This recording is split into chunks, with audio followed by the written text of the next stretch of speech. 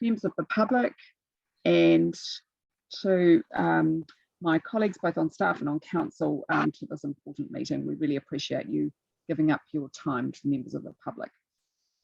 Right, we do have a few apologies for some people sort of leaving earlier or later. So sorry, I think Councillor Young, you needed to leave a little bit earlier. No, I just have to, I've got another meeting between 10 and 11, so I'll come out and come back again. Okay, lovely, thanks. So I'll move apologies for Councillor Rush and Councillor Calvin is for Friday, but anyway, we'll just acknowledge that now. Can I have a seconder for those apologies? Thank you, Deputy Mayor Free. If you could vote now, thank you.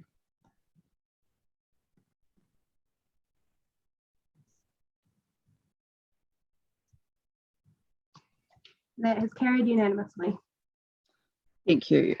We've now got conflict of interest declarations. Does anyone have anything to declare? No, good. Now we'll just move to the confirmation of minutes. So I move that we approve those minutes from 10th of February 2022. Can I have a seconder? Thank you, Councillor Paul. We can vote now, please. Thank you.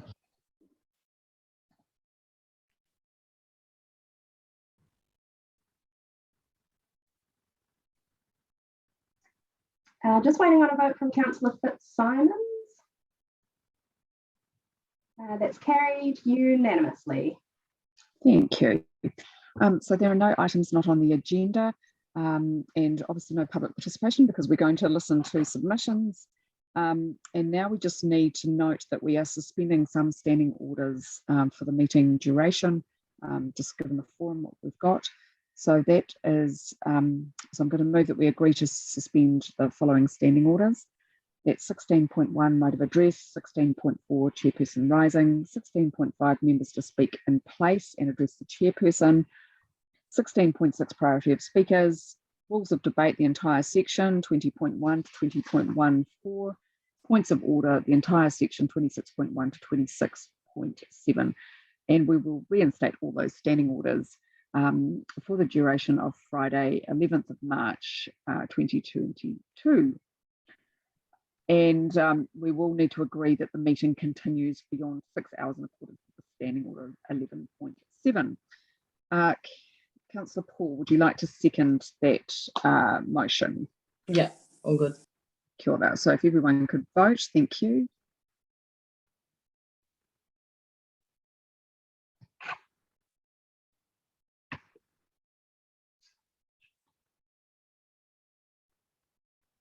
That has carried unanimously.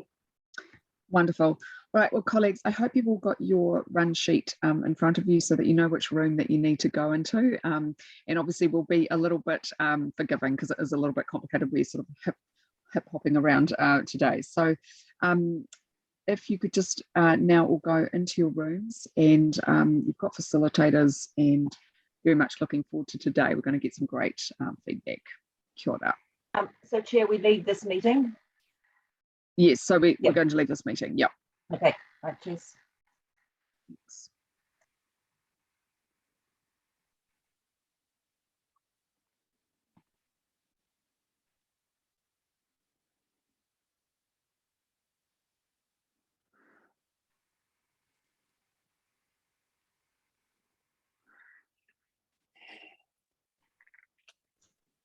Deputy Mayor, you're just meant to be in table 3.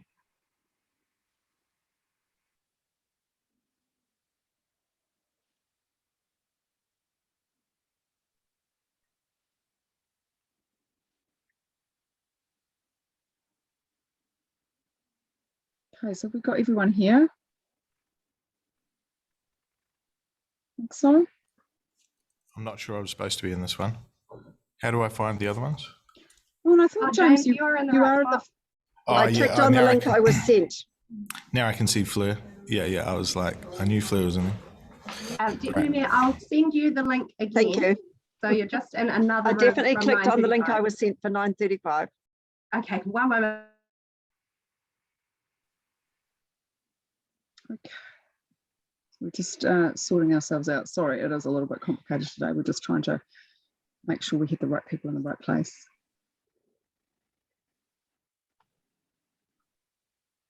All right, so Sarah, you're just waiting so that you can join I'll your leave group. this meeting, and then I'll see where I'm meant to be. Thank you. All right. Well, kia ora, everyone.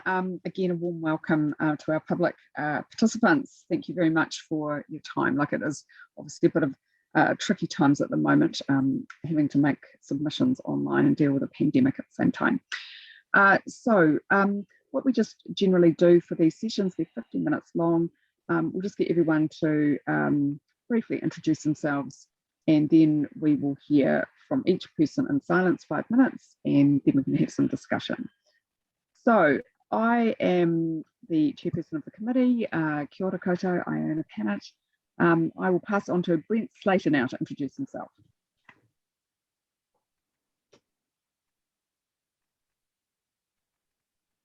We can't hear you, Brent. You're just able to take yourself off mute?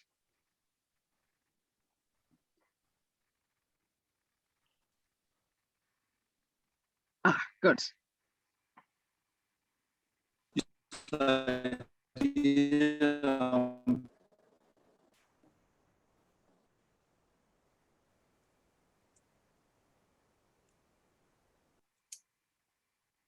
Sorry, is that frozen? Flicking between screens. Look, why don't we go on to Councillor Wolf, and then we'll come back to Brent. Hi there, everybody. Kia ora. Simon Wolf, City Councillor for Whārangi Onslow Western Ward. And then if you just tag someone else. Yeah, okay. Go for it, Richard. Richard Norman. Thank you. Richard Norman. I live in Victoria. I'm speaking also about experience of development in TRO. And I have a question about sharing slides so that you get something more visual than me and see some examples. Can we share slides later on? Sorry, you mean during your presentation, yes, or just send them on to us? Share screen. Okay, yes, that Heidi? will be fine. Richard, if you could email me a copy of your slides afterwards, that would be great. Okay. Yeah. Wonderful, thank you. So if you could just tag someone else that you can see. And Councillor Jenny Condi. Kia ora, I am Councillor Jenny Condi. I represent the Takapū Northern Ward. I live in Tawa, and great to hear from you all today. I'll pass on to James Coyle. Kia ora, called James Coyle, tōku ingoa. I'm here just as a citizen today. Live in Newtown on Owen Street, and background with Newtown Festival and Newtown Cycleway design projects, and currently work at Ecological Creative Arts. Pass on to Benoit Pete. Hi, kia ora koutou everyone. My name is Benoit Pete. I'm speaking my personal name today. I am co-chair of Guardians of the Bays, hold a blog called Inside Wellington, and also a member of the EMPI board. Very interested in the community and especially what's happening in the eastern suburbs. I just would like to commend the people who did the final report for the draft district plan, and it's really thorough and very easy to read, even the 169 pages. So shout out to them. Next one is Councillor O'Neill, please. Kia ora, thanks Benoit. Kia ora everyone, my name is Councillor Tere O'Neill. I represent Te Motu Kairangi Eastern Suburbs, so Benoit is a local resident. And I would like to tag Richard, Benji and Ivan to introduce yourselves. Oh. Kia ora koutou, called Richard Benj tōku ingoa. Nice to see you councillors and other Wellington citizens. I'm going to be making a presentation with Ivan Eros Montemarina in just a moment. Thanks for having us along. And so we go to Laurie Foon.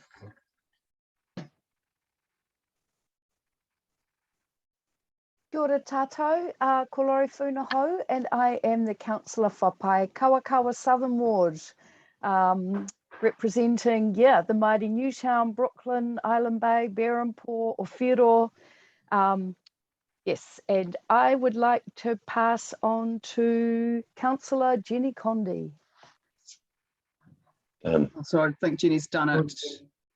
Fleur? Sorry. Yes. It's all good. There's lots of us. Kia ora, I'm Fleur Fitzsimons, the other Paikawakawa Southern Ward councillor. And maybe we could try Richard again, was it? Or Brent? Sorry, I actually am just Brent, changing yes. device. Ah, Brent. Yes, fair enough. Brent. Are you there now, Brent? I wonder if it's frozen. No. Oh, good. He's going really bad. Sorry, Brent, we can't hear you. I'm just wondering if you want to maybe log out of the meeting and just try again and see if that helps with the sound quality. Otherwise, we can give you a call so we can hear from you. Tim. Tim? Great, everyone. Yeah, I'm Tim Johnston, so I'm part of the district plan team. So I worked as on draft district plan, and I'm a planning advisor at the council. Fantastic. Heidi? Kia ora koutou, I'm Heidi Miller. I'm a senior democracy advisor here in the democracy services team. Thank you. Brent, can we hear you now?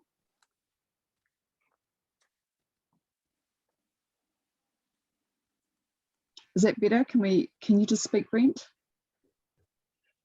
No. All right. Hopefully we will sort this out and then we can hear from him. Laurie, yes, hi. Kia ora, Chair, my apologies. Apparently I'm in the wrong room. So I will check out, but wish you all a wonderful kōrero, and I'm bummed not to hear it, but nevertheless, go well. Thank you. Okay, thank you. All right. And sorry, everyone, I'm just flicking between screens to get to all my documents. So Richard and Ivan, would you like to go first, just with your key points? Okay, I'm going to share our screen now. Oh. I think you need to allow the screen to be shared. Heidi, I have done. From my end, it looks like screen sharing is possible. It's not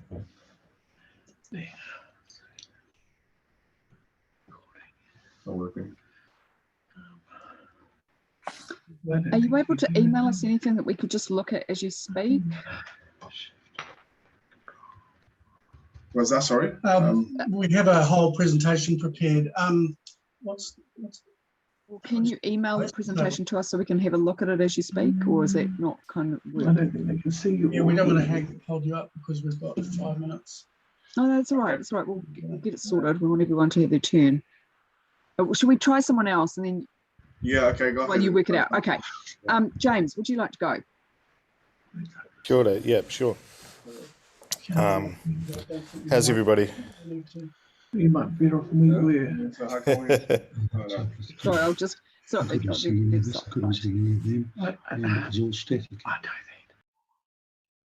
Thank you. So I think I'll start just talking about some general comments, and just let me pull up my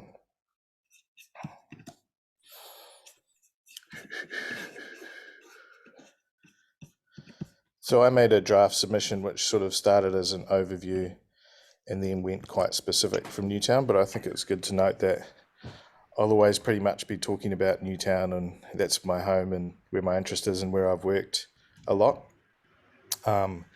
Also, I've got my background is a degree of a Bachelor of Architecture, where I sort of was interested in urban design in the final year. And then I ended up tutoring for many years at Victoria afterwards, with all the projects focusing in on Newtown, and through years of work on Newtown Festival, it's quite zeroed in. So I don't think I'll pretend to talk to any other areas, except to see that it's great to see changes happening in the central city. I'm sure we all agree it breaks our heart to go past that 2-story development on Taranaki Street. and also to see Adelaide Road included in the central city, and to hopefully get that growth spine happening. And also, on a side note, the changes to Massey University involved in developments there, so they're fantastic as well to support the education in the city. So in terms of overview, I mean, obviously I was involved in Newtown Residents Association submissions questioning the heritage, and I think that's pretty much a done deal now, but I do note that I thought it was sort of overtly political at the time, and some of those, I think the decision to do the sort of do maximum in terms of that heritage overlay, I don't think is an appropriate Wellington solution, but I think councillors had national hats on at that point, and I understand that as well. And I think when thinking about the sort of background of that, what I keep coming back to, what I felt during the spatial plan and what I felt during this district plan, and then I just did a search for the words design in the summary of results in terms of the district plan, and design doesn't come up a lot in any of those documents, the word design. It's called a spatial design guide, but I wouldn't call it a spatial design guide. And I just point everybody, I'm just going to, I think an exemplar example, can I put something in the chat, is the Sydney Draft Urban Design Guide that was just presented. And to me, that's getting the horse right in front of the cart. You know, if we let me try and share my screen. No, host disabled participant screen sharing. So that's all right. If I go through, I can just speak to some of these titles, but you know, right from the start, the very first chapter is a place-based approach. It's the title of it, and then followed by objectives for good urban design. So to me, that's putting the core kind of quality urban design principles as the high priority before any other issues. So I realize we've got a housing emergency, so that bumps up housing to be right at the top of those priorities and above good design, I think, or as a more sort of pressing issue, which I totally understand that. But I think the risks of that need to be explored. And I think the long-term risks of bumping up emergency reactions to crises is, you know, I think a good example of where these long-term risks played out is something like Pūroro, where they built state housing, they built a town centre, and then there was no jobs, so they were like, everybody, we need industry to move here now and just start building. You can build anywhere you want, just go for it. And now, once they realised they'd lost their waterfront, they're still 30 years away from clawing it back.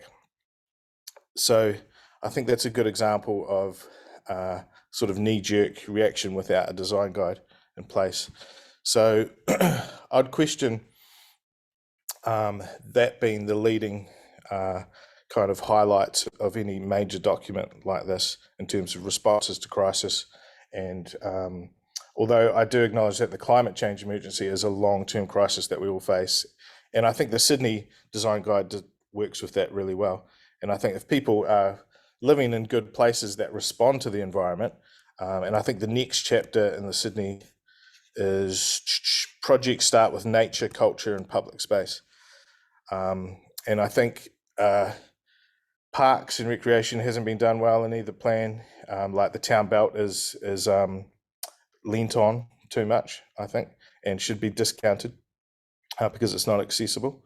And also, if you do a word search for, even in the summary, word search for tangata whenua or Māori, not a lot pops up. Tangata whenua pops up in the section where it tells you that tangata whenua are not mentioned enough. So So I think that sort of covers my general overall comments that I think we're cart before the horse. We need a design guide that then informs the spatial plan, that then informs the district plan. And I don't know if that's in place or if it's in the planning. Can anyone respond to me quickly whether that's coming up? Tim, are you there? Yep. If you want to just have a go, Tim. Sorry, Tim, Just, did you want to just briefly. quickly answer that question? Just yes or no, whether it's coming up or. He's put in the chat. Yep. Hi, James. Yep, sorry, I was actually just, I was just in the chat there, James. So there's a number of design guides that do form part of the district plan. Now, perhaps they're tucked away at the end of it, so they're in the appendices, but very quickly, basically, if you are doing a new building in the central city, for example, then there is a design guide that accompanies that. So there is a design process. Is there a city design guide? Like a there isn't as part of the yeah, there isn't as part of the district plan, but we are working on something similar to the Auckland Design Manual, which would be a citywide design manual. Okay, so I guess that's I would put design ahead of planning, but I'll move on from that now.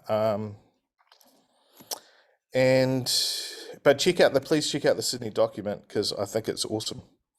And I encourage you, Tim, to have a look and circulate that around your teams. I think it's pretty recent, so they're only just getting there as well.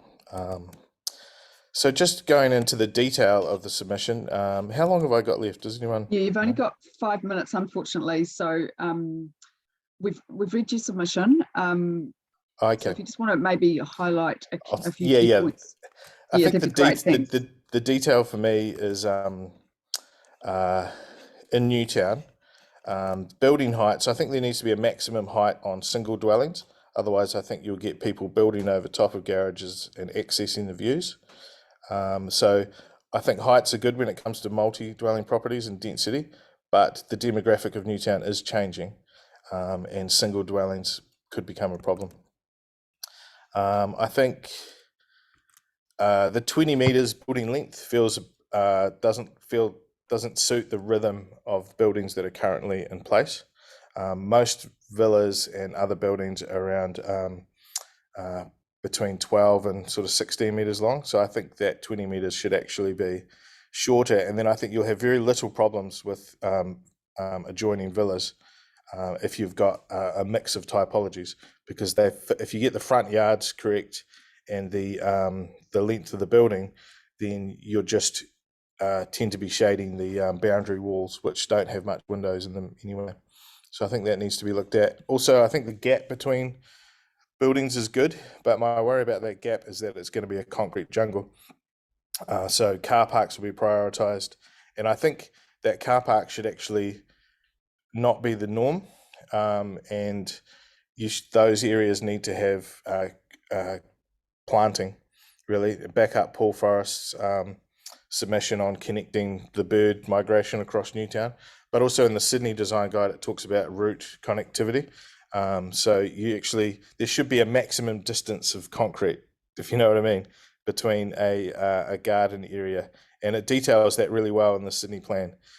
So if you've got a 20-meter building, a 10-meter gap, and then another sort of annex building, and that's all concrete in the middle there, I don't think that's an appropriate solution for Newtown. If you look at the Carrara Park apartments, that's got all concrete for the rest of the site, except for the building and a few little planting, and I don't think that's appropriate. And then my last one is just the use. So 4 hours sunlight has now been changed to 2 hours daylight. And I think daylight is not the one. I think it's too vague. The word sunlight is very clear. It's like direct sun accessing in winter. Daylight, I mean, I get daylight around the side of my curtains, and I know that this will mean a big change to some of those large buildings, and you can't use sort of cavities down the middle of the building to get daylight into buildings. But I think people will use daylight for its vagueness, and I think that should be changed back to sunlight. Reduce the time, sure, but daylight's too vague. And I think that's it. There's some other stuff about front yards, car parks, restriction planes in there, and zones. And I just also encourage WCC to be bold and be the change that you want to see as well. And there's plenty of zones for development in Newtown. I could point one on the corner of Owen and Regent Street, and also down by the zoo. There's whole big zones, and I think be the leaders in that space. I know that money's tight, but you know, you would do a good job developments like you've done with the Regent Street Park flats. Nice. Right, thank you. That's very clear. That's really helpful. All right, who would like to go next? Okay, Richard and Ivan. Okay, I'm going to try to share my screen again. I've emailed a PDF copy of our submission of a presentation. Sorry. Okay, now I can do it now, so it's good.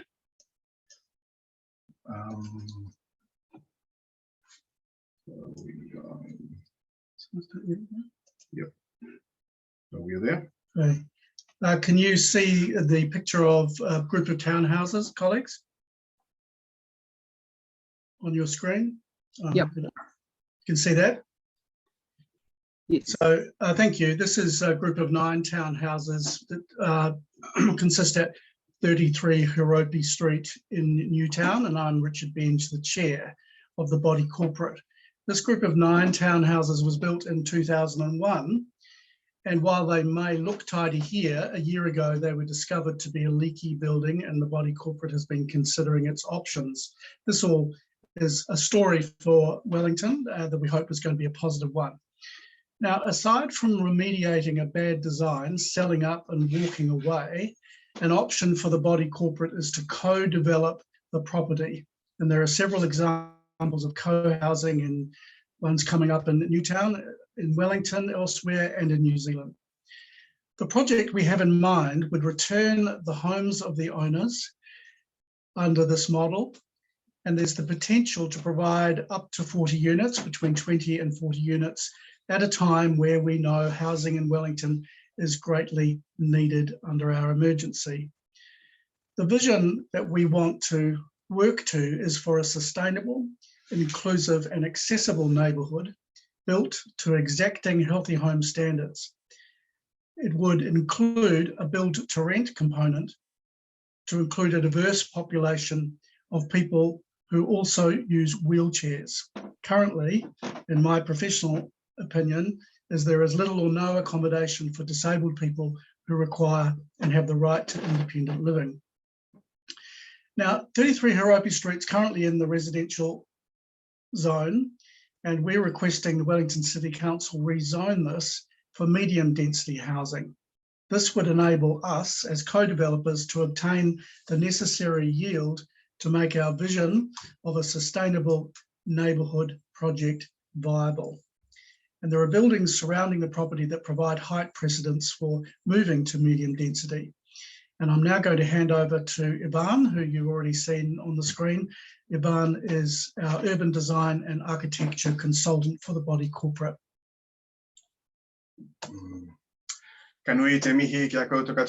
My name is Ivan Eiroa Santamarina, and I am a former Wellington City Council employee. I used to work in the city design and place planning unit as an urban designer. So as I'm an urban designer, registered architect, certified independent commissioner, and the director of Urban Hub Aotearoa. And in this first slide, what I want to show is locate our property, which is here, is this bit, this yellow bit. And I would also like to show that it is at a walkable distance from Newtown, from the neighborhood center. And also I want to show that Let's Get Wellington Moving is planning a light rail dedicated lane from the railway station into Newtown. So the national policy statement on urban development allows for at least a 6-story maximum height for medium density housing within a walkable distance of a planned rapid transit stop. And we fit that criteria. Yes.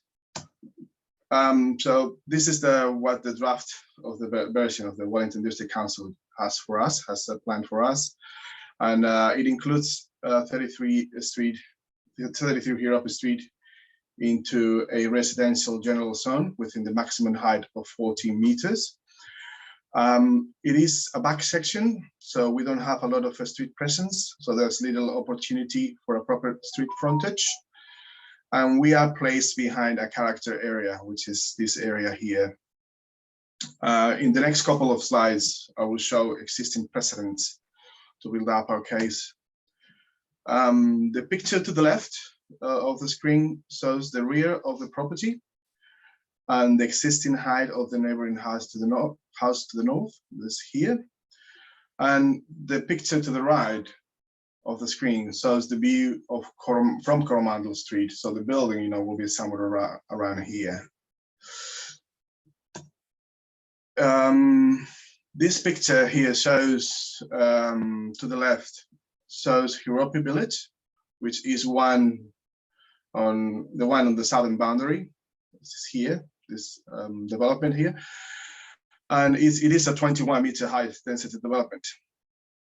And the picture to the right shows the old St. Helens Hospital, which is also a 21-meter medium density development. And that's on 109 Coromandel Street. So this slide shows a transverse section of the bulk and mass of our proposal and the existing heights of the buildings to the west and the east. And the maximum height of 14 meters is shown here with the recession planes. And the dashed red line here shows the maximum 21-meter height, which matches the presence to the north and the south. This slide shows more clearly the relationship with existing buildings to the north and the south, this being the Huropi Village and the villa to the north. Well, this is it. Thank you for considering our submission. So just before we go, this could be a very good Wellington story where a leaky home disaster for owners gets turned into a new, high standard, inclusive neighbourhood for a diverse population. To bring it up to the precedence of the neighbourhood 21-metre buildings is required by the co-project to get that sort of yield, so we can have a project that's viable.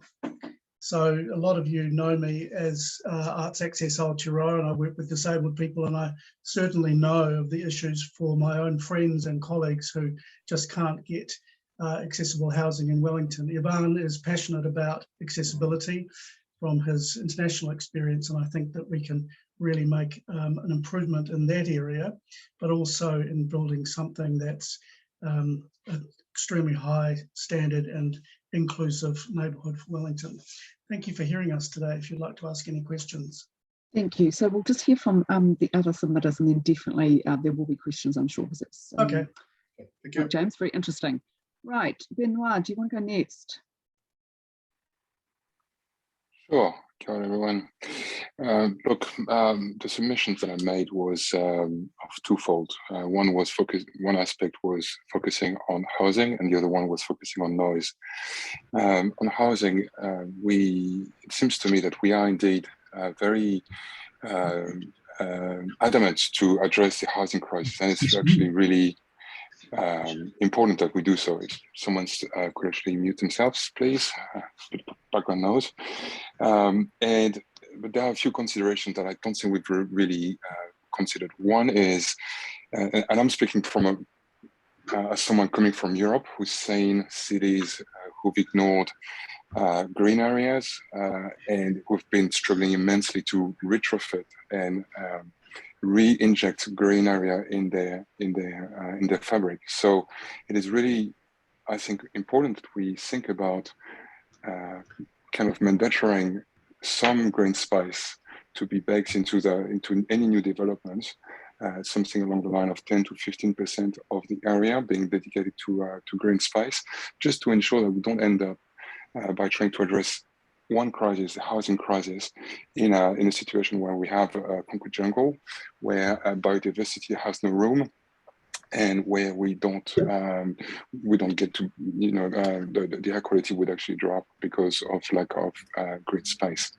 Another thing as well, considering the housing crisis, it feels to me that we are really heading into massive new developments, which we need for dealing with the housing crisis. But as we know, building those new dwellings, those new buildings, those new those new constructions, will be very costly from a emission point of view, and building new roads, building new buildings.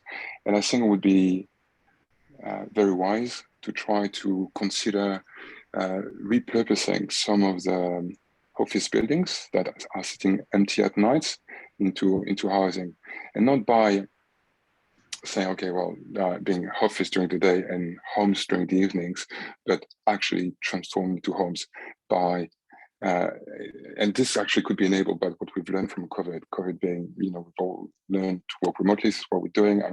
In this kind of settings might not be ideal, but this is what, it's still an option. And as more people work from home, as we've seen in the US, as we've seen in Europe, they should empty some office space that could be repurposed for address the housing crisis way faster in places where we want this to be addressed, in the CBD. That was my part one. My part two was around noise, and specifically around noise coming out of engines burning fossil fuel, whether it's trucks, buses, cars, planes. And of course, living in the eastern suburbs, we are heavily exposed to this. I've heard some councillors saying that because not in their ward, it's not really an issue, but in the eastern suburbs, we're acutely aware that noise is a massive issue, especially coming from the airport. And not suggesting that we don't need an airport, we do need an airport. It is very important we make sure we burn in the district plan, we bake in the district plan a new air noise modeling, a new air noise model, to ensure we understand better how noise is being spread across the eastern suburbs and how we can ensure it remains contained. This noise spread should be also monitored in a better fashion than it is right now. At the moment, we've got the airport monitoring the noise itself. So it's a judge and party situation. And it's obviously cannot be relied on. If we have noise issues, and as you can expect it from an airport right in the middle of the city, of course, noise is a massive consideration. We should have an external independent organization measuring noise. I'm also saying that in the sense that we've got a lot of our focus is on making sure we create a livable city, but a livable city that is bathed in noise is not livable.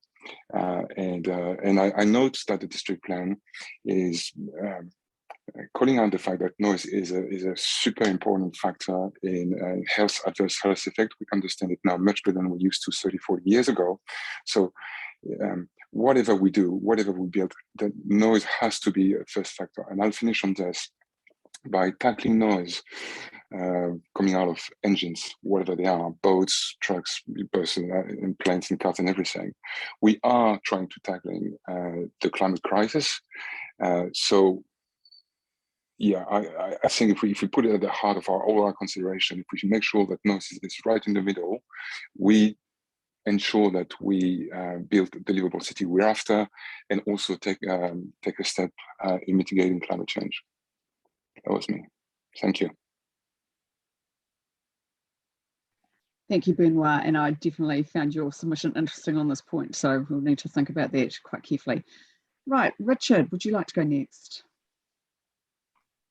Yes, I'd just like to emphasise the recommendations that I made, and then I have a series of illustrations to reinforce those. And the first is focus first on those areas where affordable housing is feasible and not mass upzoning. The high risk is of losing heritage and not gaining affordable houses under the the mass upzoning strategy. And one of the key issues in that is to how to capture the land value increase that those who have been lucky enough to be holding such properties are likely to gain from a council upzoning. And part of that, I think, is to redevelop the capacity of Wellington City to do things and deliver. I'm very pleased to see today that the commitment to the continuing redevelopment of the Civic Centre, the Town Hall combination with a new building there. It's that type of combination of public and private work that is needed in this area. And that includes other sides of council activity, including rates, setting of rates, not just a planning exercise. Now I'm going to see if I can share the screen.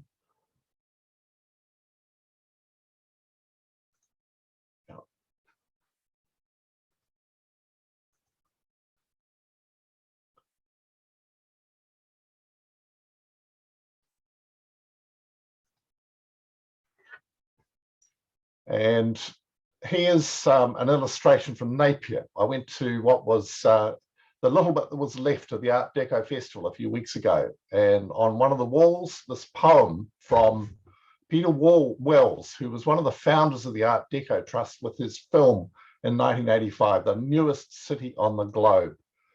It's going to emphasize a bit of it. Any town is more than its property. Any place is a collection of memory. This is the enduring sense of place. Peter Wells and others were responsible in that period for ensuring that Napier did not end up an anonymized city with buildings like that bank building, which replaced what had been an Art Deco building. That was one of the triggers for action in Napier. Wellington has an even more unreplaceable heritage of 19th century pre-First World War wooden buildings, mostly made of native timbers, which are completely irreplaceable. And I have some illustrations of the potential impact of the 5-story type limits, which just give a reason why you are receiving so many submissions from people who are concerned about the upzoning. This is part of Mount Victoria. This is Aro Valley, the potential impact on what's a quirky low-rise community. Here's another part of Mount Victoria with some of the shadings. Part of the campaigning for replacing shaded and mouldy buildings, mouldy 19th century buildings. Is a high risk that they will actually, high rises will create more mouldy buildings with this type of development being allowed as of right, with no neighbourhood consultation. Here's one that gets even worse, overshadowing, and there are a number of submissions made from Moya Street that could be completely overshadowed by an inappropriate city zoning height in that area. And just a bit further along, the same kind of impact could occur with a whole series of other parts of residential Mount Victoria. Now I'm going to move to the positive here, and this is based on my own experience of doing serious development and taking about 10 years to get it off the ground with the church at Gussie and Willis Street, St. Peter's. 1879 origin, an ever present test of how to keep an historic building alive and maintained. And I was part of a small group which persuaded that congregation to sell part of its land in order to redevelop and to create a community park and community facilities. Here, and I'm going to come with some other ones, alternatives to Tina. I believe this debate has been run along the lines of that favourite saying of Margaret Thatcher: there is no alternative to upzoning, and I hope to show there are alternatives. Plan urban density, don't upzone and hope. The buildings that we enabled by working with developer Stratum ironically proved to be a catalyst for a major upsurge in Te Aro apartment building. But the other part of this, which is a lesson for the council and for the transport funding, the big reason for development, extensive development in Victoria Street, was the investment made in the upgrading of facilities along Victoria Street. There's been a bit of public investment in the order of 10 to 12 million, which has brought more than 600 million of private sector investment in there. Nearly 1,000 people living in that one block that St Peters is part of. There is a downside to that. I believe the council has been too inactive on chasing green space and ensuring that would-be developers do, as we insisted with St Peters, provide green space. And one of the mechanisms that is not on the table yet, and I believe should be, is targeted rates for land bankers who are running car parks, which are quite good cash returns, in large part because the rating on them is so low. And I've done a comparison of the apartments that we created at St Peters, which are returning nearly $300 per square metre of that land, which previously was car park land mostly for St Peters. And here are two nearby car parks, which should at the very least be more densely used for affordable housing and green space. Now that is within a council's ability to look at how to enable that kind of function, how that push, the economic push. And to give some examples of what I think are the right directions with affordable density housing, one underway at the moment, a complicated set of partnerships with government, central government, local government, and with a willing developer here with Frederick Street. The Kanga Ora with the biggest single planned redevelopment of Wellington that I can remember that's gone into such detail with green space. The Wellington City Mission, another big impact of central government. Not sure they got their green space there so much, but they've certainly got the affordable housing being built in. And here's a really worthwhile development by a group which is struggling, I suspect, because they've struck contaminated soil. This is the type of development which I believe needs public body full support behind to enable and find ways of making it happen. And congratulations to the council itself and central government funding for the award-winning refurbishment of what had become quite rundown Central Park flats. You have a whole set of issues with council ownership of housing. It should be something of pride that this council in previous decades became the single biggest local body authority holder of housing. That is one of the areas which needs council attention.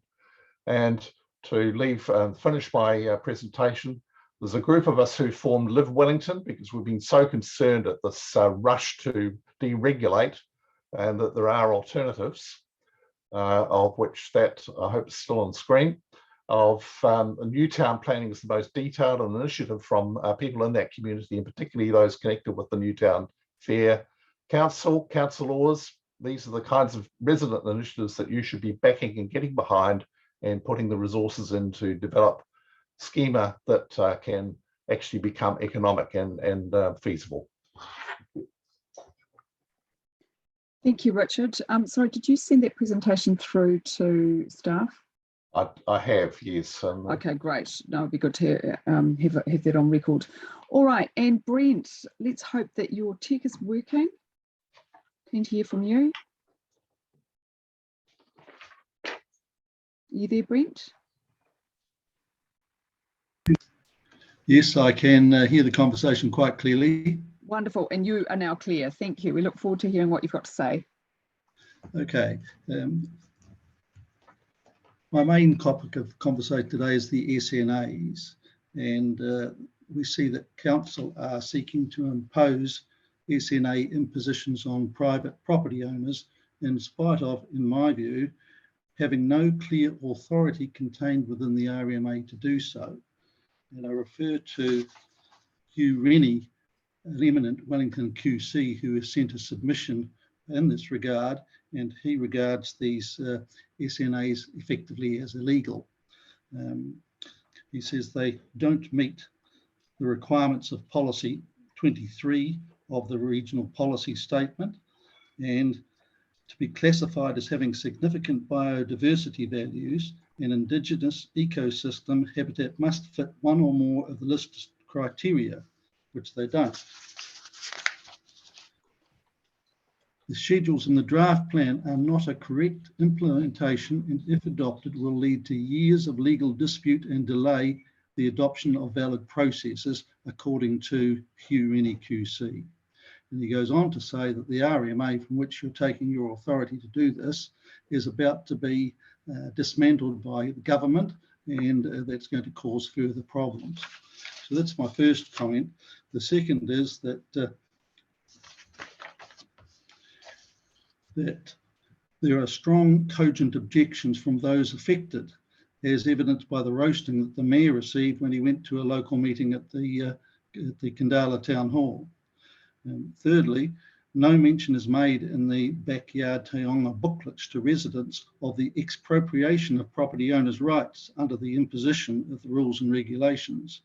And I refer to the Derrick report, which council has got, which I note is heavily redacted, but it says under the executive summary number 7, for vacant land suited to redevelopment or subdivision, the introduction of SNAs is likely to have a significant detrimental impact on value. For properties with existing or pending resource consents, owners are likely to strongly oppose the introduction of SNAs. So I have to ask, how does council propose to compensate owners for their significant loss of value? Or does council expect that owners will take the loss on the chin for the greater good? In our own case, we see it that we purchased our property with our hard-earned tax-paid income. We've gone on and owned the property and maintained the property at our own expense, and we're expected to pay the future rates on the property. However, we're not going to be allowed to use half of our property. Now, this is simply, in my view, unjust, unfair, and unreasonable. I think the council should, in these circumstances, and preferably buy the SNA land off the affected parties, maintain it and pay the rates on it. Then the community would get the benefit, but the community would bear the cost. Or they should pay compensation as assessed by an independent valuer for the loss of the use of the land, and give a rates rebate over the affected portion. My wife and I love our town belt and our bushy property and fully support the council's effort to further enhance and preserve it. However, it is not right in our view that a small number of individuals are being asked to pay 100% of the cost of these improvements that would benefit the city as a whole, but be at a substantial detriment to the individuals themselves. We did offer to swap some land with the council, and we were offering to give council 2,000 square metres of the regenerating native bush that faces the motorway and thousands of motorists see every day, in return for a much smaller piece of land of 440 square metres of steep land adjoining our lawn. The council officers rejected this offer, refused a face-to-face meeting, and quite confusingly, council stated that the land that we were offering did not have the amenity and ecological values, and yet council wished to appropriate it for themselves under an SNA for the very same reasons. It doesn't make sense. Unfortunately, we know that 4 of our immediate neighbours have bought themselves chainsaws for Christmas and have set about clearing their land of regenerating native bush. So I'll leave that at that. I do have a second matter, and please correct me if this is out of order, Iona, but the second matter is that the council has just announced the proposed rating increase in the draft annual budget, and it mentions the residential rate rise of 8.8% with an increase on commercial rates by reversing the differential upwards from its present 3.2. Okay, Brent, yeah, sorry, that really is out of the scope of this. Okay, I accept that. But happy to talk to you about that another time. All right, okay, look, I am sorry that this has taken so much time to sort of deal with technical issues and all the rest of it. So we've got maybe 10 more minutes for questions, discussion. Councillors, have you got any succinct questions? No long-winded ones. Thank you. Councillor Fitzsimons and Councillor O'Neill, thank you. Yeah, my question is to Richard and Ivan. Just wondering if you can tell me how realistic the proposal you put forward is in terms of being able to manage it. And I'm just thinking it's quite an ambitious suggestion, but obviously, see it as having lots of potential and support. But I'm genuinely interested in the kind of support you might need to kind of get it over the line. So any insights or comments you have to make on that would be appreciated by me. Thank you for good question, because it's early days. We're surrounding ourselves at the moment with people who have gone the distance. And earlier we saw Richard Norman bring up the very good project that's a co-housing development on Adelaide Road. This is inspired by co-housing principles and values, but it's a little bit different because it's a mix of owners who are owner investors, and so there would be landlords in the midst here. So and currently we're going through the financial feasibility with the mortgage broker from Urban Habitat Collective, who has, in fact, they are mentoring us in this process. So we're seeing the people in Auckland, Christchurch and Wellington gather around us with advice and encouragement. So it's certainly a big project. Van brings his knowledge from Europe for us and his Wellington City Council experience. We have a demolition expert as one of the owners. So when people bring their expertise to something like this, we feel that we should at least continue to prepare for the fact that this could be a thing. Thank you. Thanks so much. That's really helpful. And I am interested, be keen to hear from you throughout the process, because I am interested in the ways that we can enable that and help you out. Oh, thank you very much. Thank you, Councillor Fitzsimons. And yes, Richard and Ivan, we did pass a $20 million fund yesterday to help with green and accessible buildings. So we are very interested. Right, Councillor O'Neill and Councillor Wolf. Right. Thank you, Chair. My question is for Benoit, and James, feel free to jump in as well, because I see you agreed in the chat. In terms of the noise reduction bucket that we have able to be tinkered with in the district plan, that's quite a difficult process, but I was just wondering if you had any other ideas about how we can insulate residents from noise and other impact through the district plan. You spoke about motors, if we can have a plan in mode shift and insulating homes to a certain standard. What ideas do you have? All right, so in my view, we shouldn't try to mitigate noise by putting people into their homes. Rather, we should try to reduce the cause, not the symptom. And right now, should soon become public information that the airport is already exceeding the World Health Organization standards for noise, and use a standard that is 40 years old in trying to find itself compliant. So I know I'm not necessarily answering your question, Councillor O'Neill, because I don't think of any other option. I don't think it's a good solution to put people to keep people inside with outdoor amenities. People need access to the outdoors and to be able to be outside, and shouldn't be locked in their house because there's a noisy neighbor. That's my view. So yeah. Thank you. Sorry, Thank you, James. Did you want to? Yeah. I think I often have said that I think you want to have typology types together in urban places, and that mixes of typologies can cause issues. For example, say an apartment building that has to use some aircon right next to other older houses, and whether there's any noise impacts there. And I just think good design for, I think there's the building code's one thing which is out of the council's hand, I think, but I think you could also use your influence there to ask for improvements in the building code to support the district plan. Okay, thank you, Councillor Wolf. Yeah, thanks, Madam Chair. I've actually got a question for our principal advisor relating to this SNAs. Now, hang on, just, is it really necessary you can ask that offline? The submitters are here. Well, yeah, Northern District Council has abandoned the SNAs, and I'm just wondering what the legality of that is and whether we have that opportunity to do the same. All right, so you're trying to respond to Surely Mr. we could Slater. bring that question to the district plan councillor working group. Yeah, do you want to just maybe explore that issue a little bit with Mr. Slater?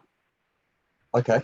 Yep, I can do that. Rather than, that just to let Brent know that across the West, that SNA situation in relation to the district and to what we're doing, it has been highlighted absolutely multiple times. You're not the only one, Brent, that is upset about the way that this has been formulated. There are numerous people that have the same or similar concerns. So I just thought that, are you aware of that, Brent? Yes, I'm well aware of that, and where there have been communications going between various parties, organised by a lady called Barbara McKenzie. Okay, maybe the URENI, his concerns seem particularly valid, and that they are actually illegal.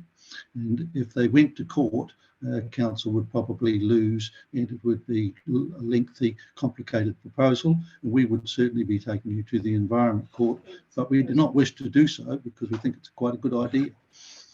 Yeah, I'm just wondering if we're obligated to include it in the final district plan. That's the, we're obviously consulting on it, but whether there's that obligation, I'm unsure.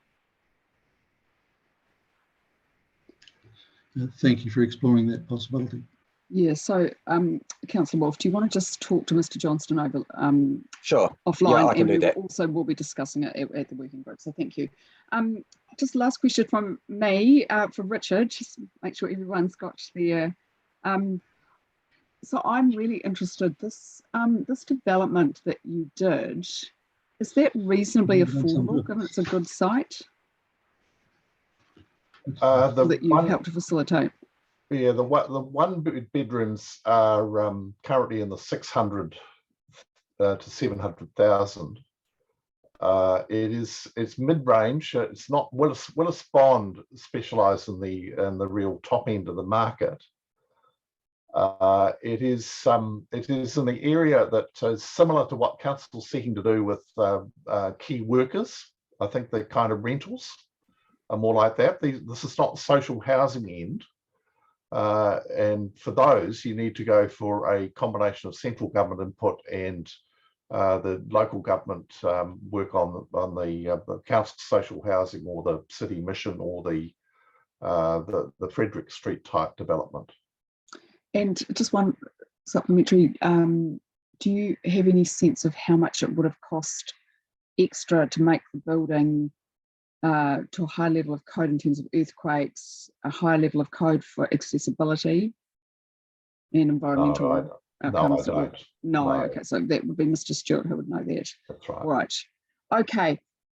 Look, public participants, that was incredibly informative. I've got a whole lot of notes, and so there's some things that definitely need to be followed up, and any presentations would be good. And Richard and Ivan, definitely happy to facilitate any discussions that you might need to have to get what you're wanting to achieve there. All right, so thank you all. Councillors, we will reconvene at the next session is 10:40. And yeah, again, really grateful to people for coming along today. Kia ora. Thank you. Okay.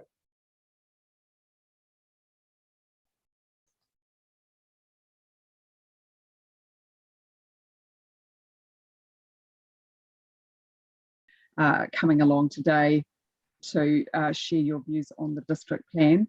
So we'll just do a quick name round and introductions. So I'm Iona Pannett, I'm chair of the committee and one of the representatives for Pukehino. Councillor Fitzsimons. Morena, Fleur Fitzsimons, City Councillor for the Paikawakawa Southern Ward. Thank you. Martin. You're just on mute. Sorry, Martin, you're on mute.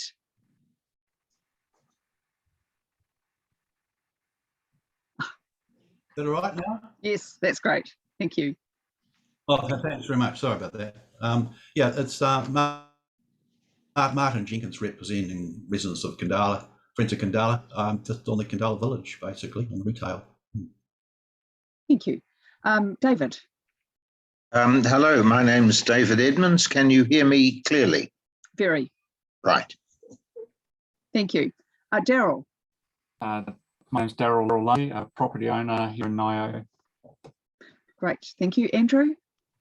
Hi there. I'm Andrew Scott, and just submitting as a private citizen.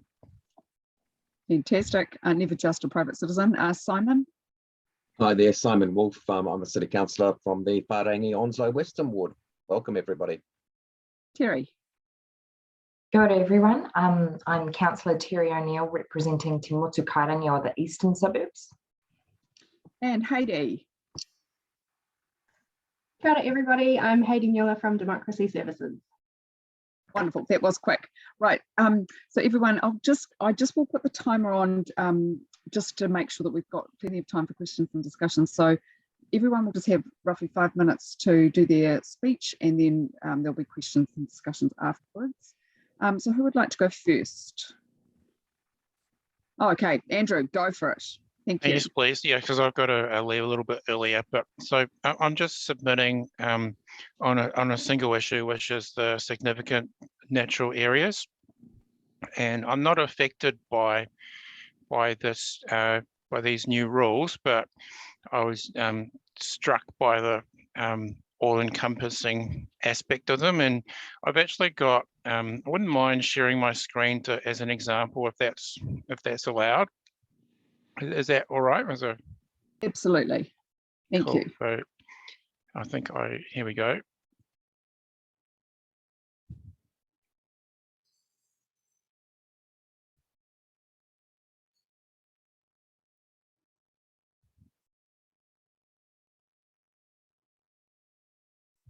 So yeah, this is what really struck me. So this is the area that I live in, and just down the road from me, there's this section here, and these purple areas are the significant natural areas. And like, it's not stressed that this isn't my own property, but I thought it was quite unfair that this section here is actually an empty section that someone's just let grow. So, I mean, I didn't even know that it was a separate section. I actually thought it was part of this reserve here. So this is like a reserve. And you see here that this section is like about 90% of it is deemed like a significant natural area. And I don't know the person involved. I don't think he's too fussed about it, but I just disagree with the principle that private property can be restricted in this manner without due consideration. So I guess what my thoughts are that private property rights don't always, I'll just stop sharing now. We're seeing that private property rights don't always trump everything, but as long as you're not hurting anybody else or impinging on other people's rights, you should be able to more or less do what you want with your own property to enjoy it and so forth. So I just see this as pretty much a land grab. If the council wants to take people's rights away from their property, they should pay for it. That's my opinion. So that's short and sweet. That's all I had to say. I haven't read a lot about the other parts of the district plans. So I have no comments on that. Thank you, Andrew. That's wonderfully succinct. Great. All right, we'll come back to you later. Martin, do you want to go next? Yeah. Yes, I've got 5 minutes, haven't I? Yes, thanks. Yes, that's right. This is about the erosion of the Kandala retail, food, business and community facilities by residential development in the Kandala village, Genties Road. I'm strongly opposed to the proposed changes to the district plan, which could result in up to 10 stories, 31 metres of building being built along both sides of Genties Road. My background is I've spent 40 years living in Kandala, and I work for 6 property development companies, both internally and externally, and managed 20 years shops at Miramar, similar sorts of shops. Now, one size does not fit all. The proposed plan to permit the bulk residential in this location is totally out of scale. Should developers be allowed to build bulk residential to 31 metres, this will in time lead to destruction of all the retail, food outlets, businesses, etc. Once the proposed change is made, there'll be no opportunity to revert back to what it's like now. Kandala retail is not failing. In fact, it's going through a renaissance. They should be planning for future expansion, anticipated growth in population. Some of these ideas that we brought in have actually come in from the UK, where that retail has been failing, largely due to a lack of creativity. The result has been very bad for the community. Squeezing out of retail, food shops in the community, under the proposed plan, up to 10 destroyers will be built. And the LCZ rules say that there needs to be nothing more than a shop front on the ground floor. It could be just a display. There's no requirements to provide parking loading bays. There's currently insufficient parking in the area as it stands. Property developers ought to realise that developers come all shapes and sizes. It's unusual to find developers that do both residential and retail. Any developer that comes in as residential, typically around here, they'll just ignore the retail and ground floor usages. The other thing about retail space is that it has to be configured specifically for a particular use. If residential is built first, that will not be possible. Now, talking about this briefly, lost job opportunities with all retail disappearing. Important to retain all the food supply, supermarkets, pharmacies and medical centres. City Council has predicted a significant increase in population, so that's why we need to increase these facilities. REMO, Emergency Management Officer, come out publicly and said that it will take, in a major event like a disaster, storm or earthquake, that will need at least 10 days before we get water supply on, and up to 4 months to get food supply on, and we have to look after ourselves. So we have to look after ourselves. The third one is that currently a trend for decentralisation, which is City Council and government are promoting this, and businesses are quite keen. So there'll be more than ever need to retain these businesses in the area. The residential and retail developments don't actually work well together. People who live in these developments tend to want peace and quiet, whereas retailers tend to want more people coming to the location. The noise is an issue and everything else, security, etc. Just the last thing, loss of amenity. There'll be significant loss of amenity if you get development on both sides of the road. There's only 3 owners in Kandala, so that could readily happen if the values go up considerably, which they would under the proposed plan. It becomes sunless, cold, dark, create a wind tunnel, hostile environment, lose the views of Mount Kaukau. There's issues with heritage. There's 4 heritage buildings, including Town Hall in there. And you get unaccepted traffic generation. I think the people who did this planning for Kandala suggested the idea.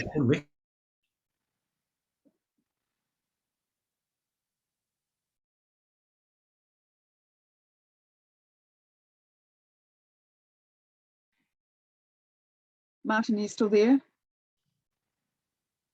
Oh dear, not our day for technology working really well. Okay, so what we'll do is we'll go back to Martin if he comes back. Daryl, would you like to go next? Sure, no problem. So I bought 128 Hickey Street back in 1995, next door to the Orleans Street Reserve. And when I bought it, it came with quite a bit of land around the house. It's about 2,700 square meters.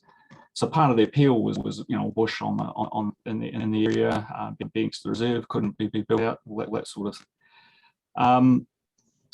The land was covered in lots of pine trees. I had those removed over a couple of years and really let the native trees take over, mostly ferns, karaka trees, things like that. Couple of years after I bought the property, the council came along and split it into 2 and so it's actually 28 and 130 Hickey Street here, and started essentially charging me rents on the basis there was another developable section as part of the property, which was fine. Then the SNA rules proposal has come along, and from what I understand, so the SNA designation is basically all this property apart from the house itself. So most of 128 Hickey Street, all of 130 Hickey Street is all covered by the SNA. And my understanding is that means it will be very difficult for me to build anything on 130 Hickey Street. Certainly not 2 or 3 houses, which the area would comfortably handle. So this is, I guess this probably been my retirement plan. One day I'll be able to, downsize, move out, so somebody else and take advantage of all of the land and retire on that. And this has been quite stressful. I'm really not sure what the land we would, unless any designation of it. If nobody can build anything on it, I'm not sure what value it really has. Separate issue. My understanding is that the SNA designation also means that I will need a consent to trim trees or do anything on the property. You might see out the window at the moment. This is my home office. The trees need trimming every few years, otherwise I don't get a view, don't get any sunlight, anything like that. So go forward, does that mean I will need to get a consent every time I need to do that? It really makes me think that I should probably just cut all down now and make the problem go away, but I really don't want to do that. I guess the bottom line is I don't quite understand why. I get that the need SNA designations, but I don't understand why they need to be applied to private property at all, given just how much publicly owned land there is around Wellington, how much green space there is. Things like the Orleans Street Reserve next to me, quite attractive, but it just feels like, to me, extending this to private lands, no talk of compensation, no talk of repaying the rates I've paid on a section that I won't be able to use. It just, I don't know, it just doesn't feel to me like New Zealand democracy, I guess. So that was really the piece that I wanted to say. That was the gist of my mission, and I'm really just putting it into words. I appreciate the opportunity to say my piece. Thank you very much, Daryl. Really appreciate that. Martin, sorry, do you want to just finish your submission? Sorry, we lost you. I think your screen froze. Did I finish the amenities? Did you get to that? The last piece? I talked about the loss of amenities. Yeah. Okay. That was it really. Apart from the infrastructure, the potential issue with infrastructure, with the water, wastewater, water quality, and also the telcos and the electrical substations. It's already under stress now. Okay. Martin, I've got those images that you wanted me to share. Shall I pop those up on screen now? If you could just very briefly put those up. There's one before and after as Kandala Village as today, as we see it. And then that's as we see it today. And under the proposed plan, should the rules change, then the developer can basically do that. Go to 10 stories as of, with a resource consent, go to 35 metres. That potentially, with only 3 owners in the Kandala Village, that's actually quite a reality, because the land would increase in value dramatically and you'd be able to build bulk residential, and that's exactly how it would be. There'll be the developer will try and maximise gross building area and hence return on investment, and that's exactly what happened in the first development next to the Kandala Town Hall. It's being built above the farm school. And the second one is a sort of a cartoon of how it could be. I had a cartoon done which shows how it could be in terms of the built environment, where you've got the small cafe and the towering 10 stories on either side.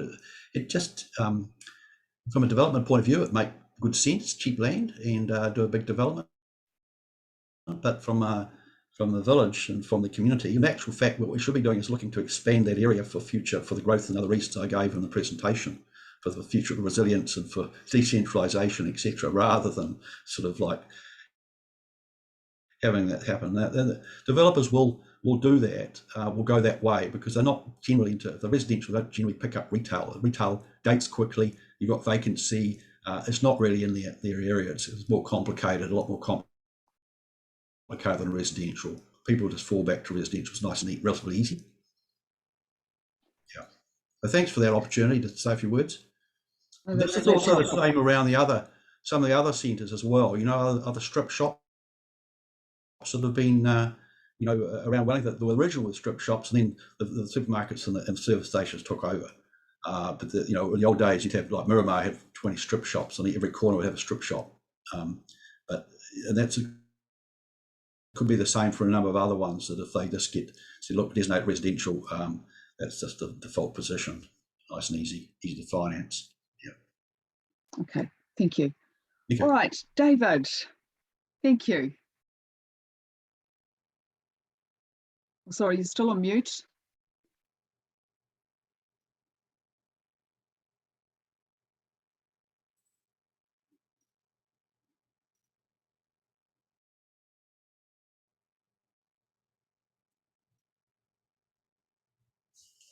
Sorry, Heidi, are you able to unmute David? Oh yeah, thank you. I'm not sure how that happened, but I'm now unmuted. Right. Okay. Thanks. 2 submissions on the district draft district plan. The first was also on SNAs, and I got 3 points. To develop an existing vacant lot covered by an SNA as a controlled activity, one of the requirements in Eco P5 is to have the lot connected up to public water services.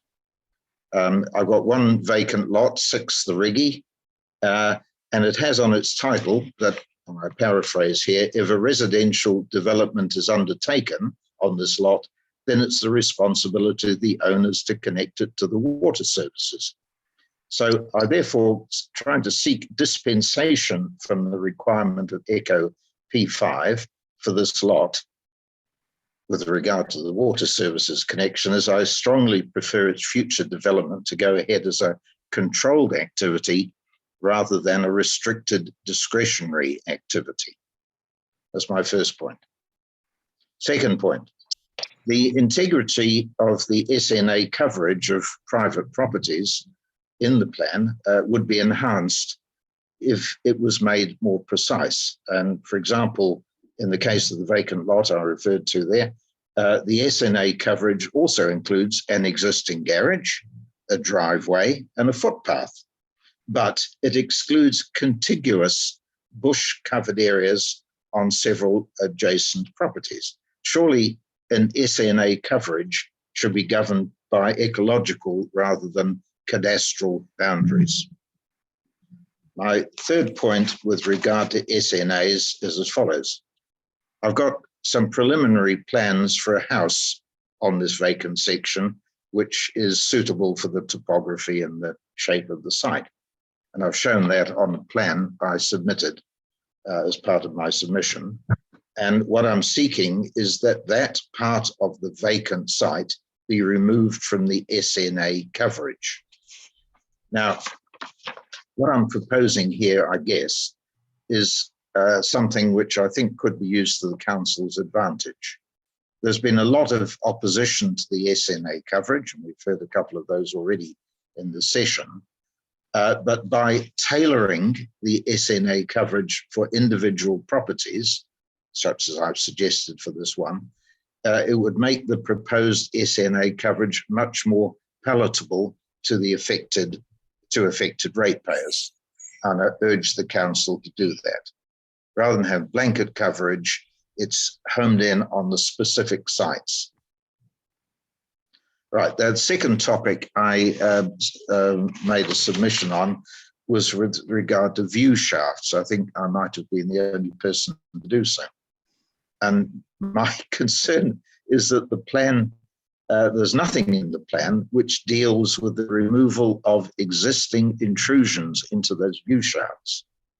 And ironically, I guess, one of the view shafts, VS3, which was Whitmore Street looking towards Mount Victoria, has right in the middle of the view shaft a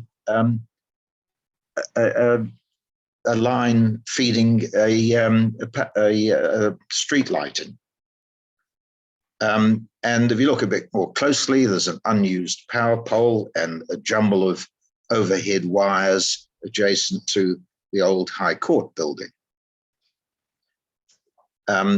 I've previously contacted the council regarding the removal of unused power poles in the CBD.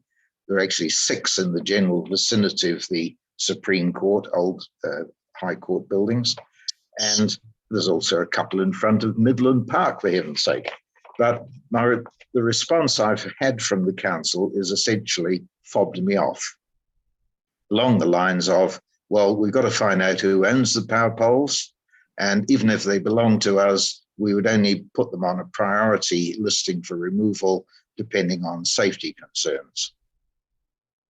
So I believe that response is indicative of the council's approach to the enhancement of streetscapes, which it doesn't, there's no proactive policy associated with removal of existing intrusions.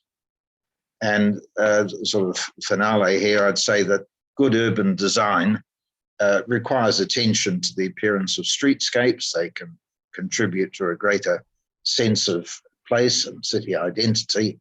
And I would like the opportunity to urge the council to actively improve its game in this regard.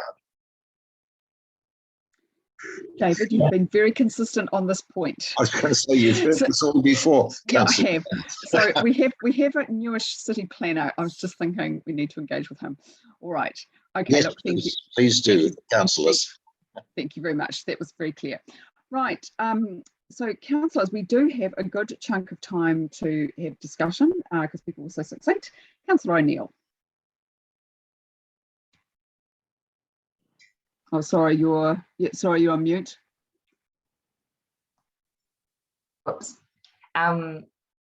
Through the chair, I was just wondering, because we have a little bit of extra time and some common concerns around SNAs, if our officer Tim might like to respond to any of the points raised today or just provide any reassurance. Otherwise, I've got another partai to do with Kandala for Martin. Yeah, okay. No, I mean, I think that would be sensible. Tim, are you just able to maybe just clarify a few of the rules, what you can and can't do?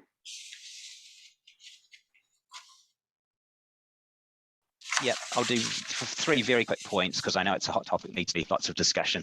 But in terms of I think this talks to Andrew's point and a site that has covered by an SNA that is vacant. Now, the idea of that controlled activity rule is it is meant to allow someone, maybe if I... You need to maybe turn the video off. I'll try stopping my video, so yeah, hopefully that might be better. Hey, okay, just to interrupt for a minute, there's a whole big bandwidth problem across Wellington at the moment, okay? Because everybody's at home, and our kids probably using Netflix and all that sort of stuff. There's lots of social media at the moment saying that this is a problem.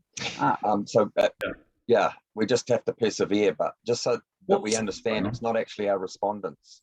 Yeah. They're probably doing the right thing. Thank you, Simon.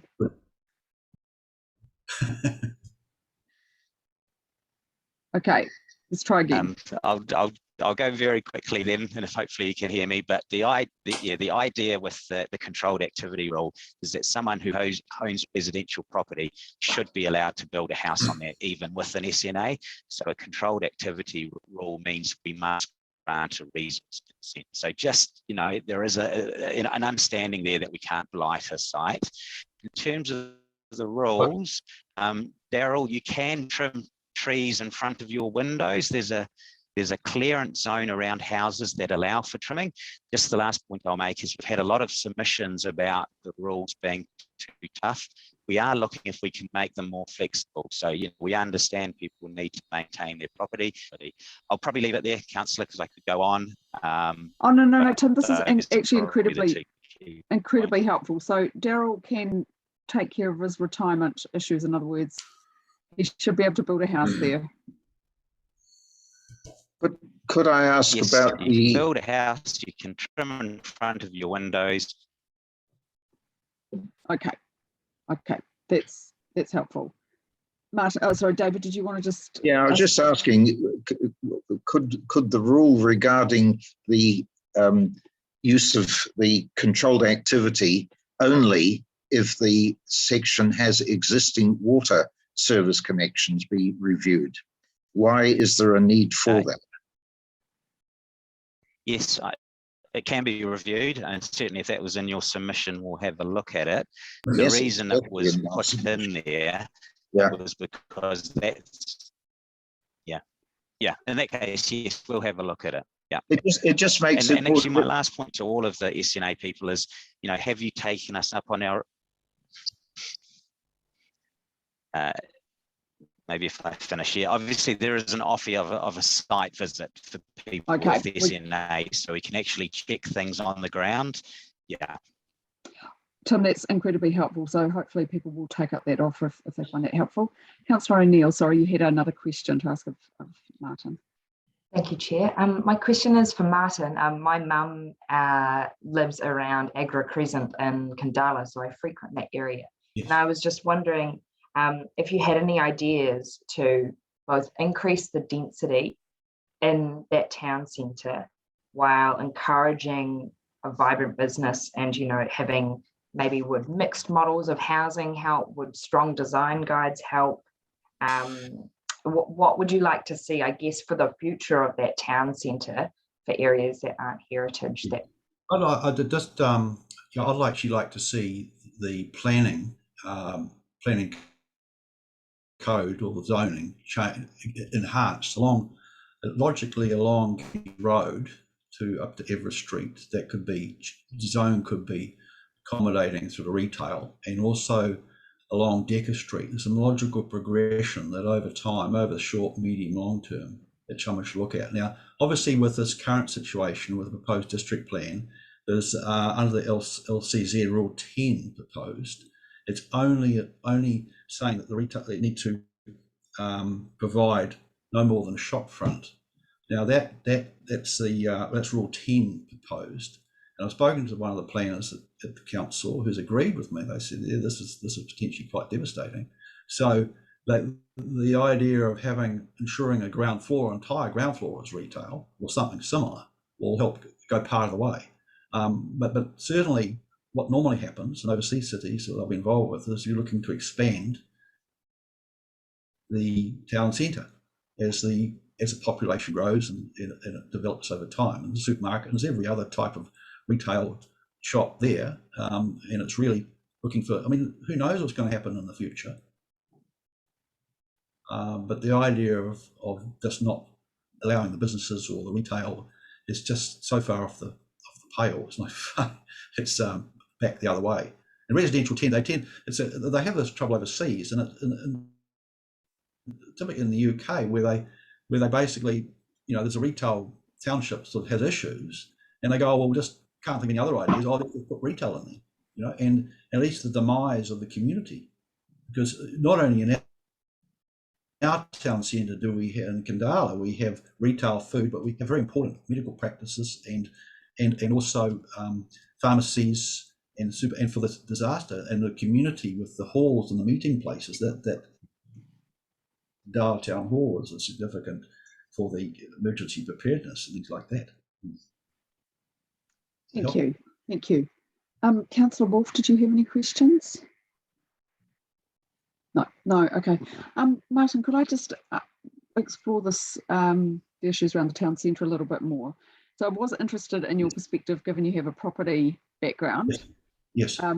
Yeah, so you essentially think that you can provide enough housing in Kandala without compromising what you already value there? Oh, look, absolutely. Kandala for a long period of time has been in the intensification mode. Where I live, there's probably almost every house has actually had parts of their land they've sold it off for whether they needed money or whether they decided they reduced the rates or long-term downsizing. So development has been sort of intensified because the properties of the Kandala tradition have been quite large. So there's an awful lot of land around that can be used. It's just a matter of how big the market is. But the idea of taking out the retail scene potentially, you see, I showed you that sort of montage of the before and after the Āmua Crescent.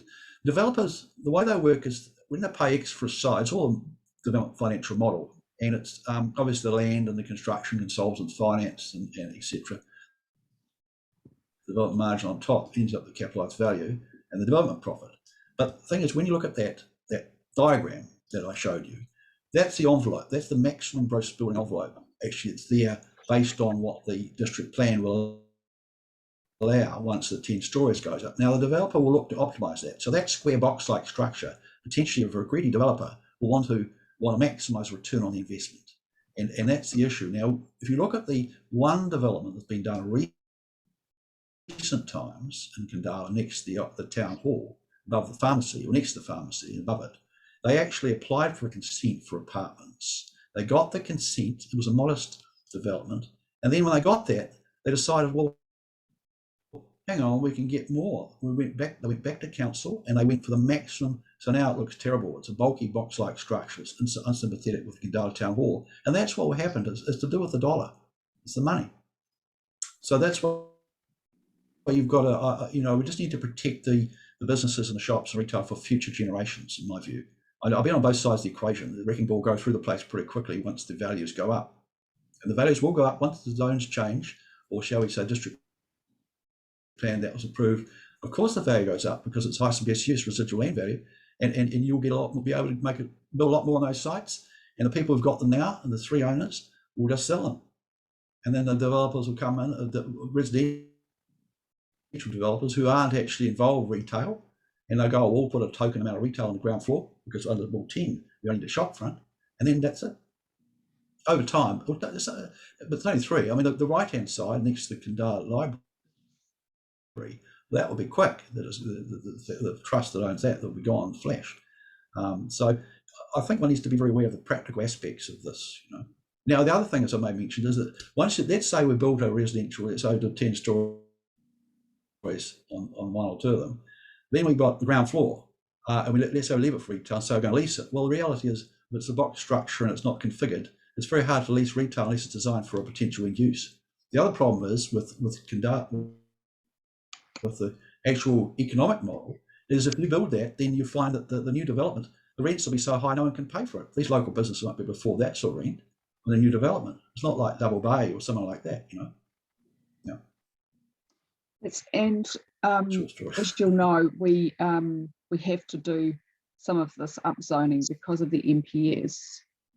Yes. So what would your response be there, just given we have a requirement? Well, I think there should be some looking at the zoning along both those roads in terms of permitting, opening it up and permitting other development to take place or encouraging it. It's really setting the stage for the future, for the medium to long term. And we realise that we must keep these sort of businesses in the area for the reasons I've outlined. I mean, there's even the decentralisation one has become quite a strong argument now that things tend to be in that direction. But certainly I was presented at great length. Chris Moore from Emergency Management Office went to great length to present the fact that, look, you guys in Kandala and your surrounding suburbs, if there's emergency, which, like the earthquakes, that the city won't be able to look after you. You're by yourself for at least 9 days for water and up to 4 months for food. Now that may change with transmission gully, I've been told. I spoke to some people about it, but at the moment it's 4 months. It could be up to 4 months because of the issue near Paikokariki. And we get our food every night in Wellington. We're unique in the sense there's only delivery by the big trucks every night. Okay, no, that's the only place helpful. in the country that doesn't have a food. That is helpful. Daryl, can I just ask you if Tim's answer gave you some reassurance? It helps in the sense that it's more likely that I might be able to build a house on 130 Heath Street. The value of that land is just keeps going up, and at the moment the rates assessment is $1 million. Now this doesn't really make sense that you just build one house on a couple of thousand meters worth $1 million. It really would warrant 2 or 3 houses being built, and I'm still not sure that is going to be possible. Tim, can you answer that?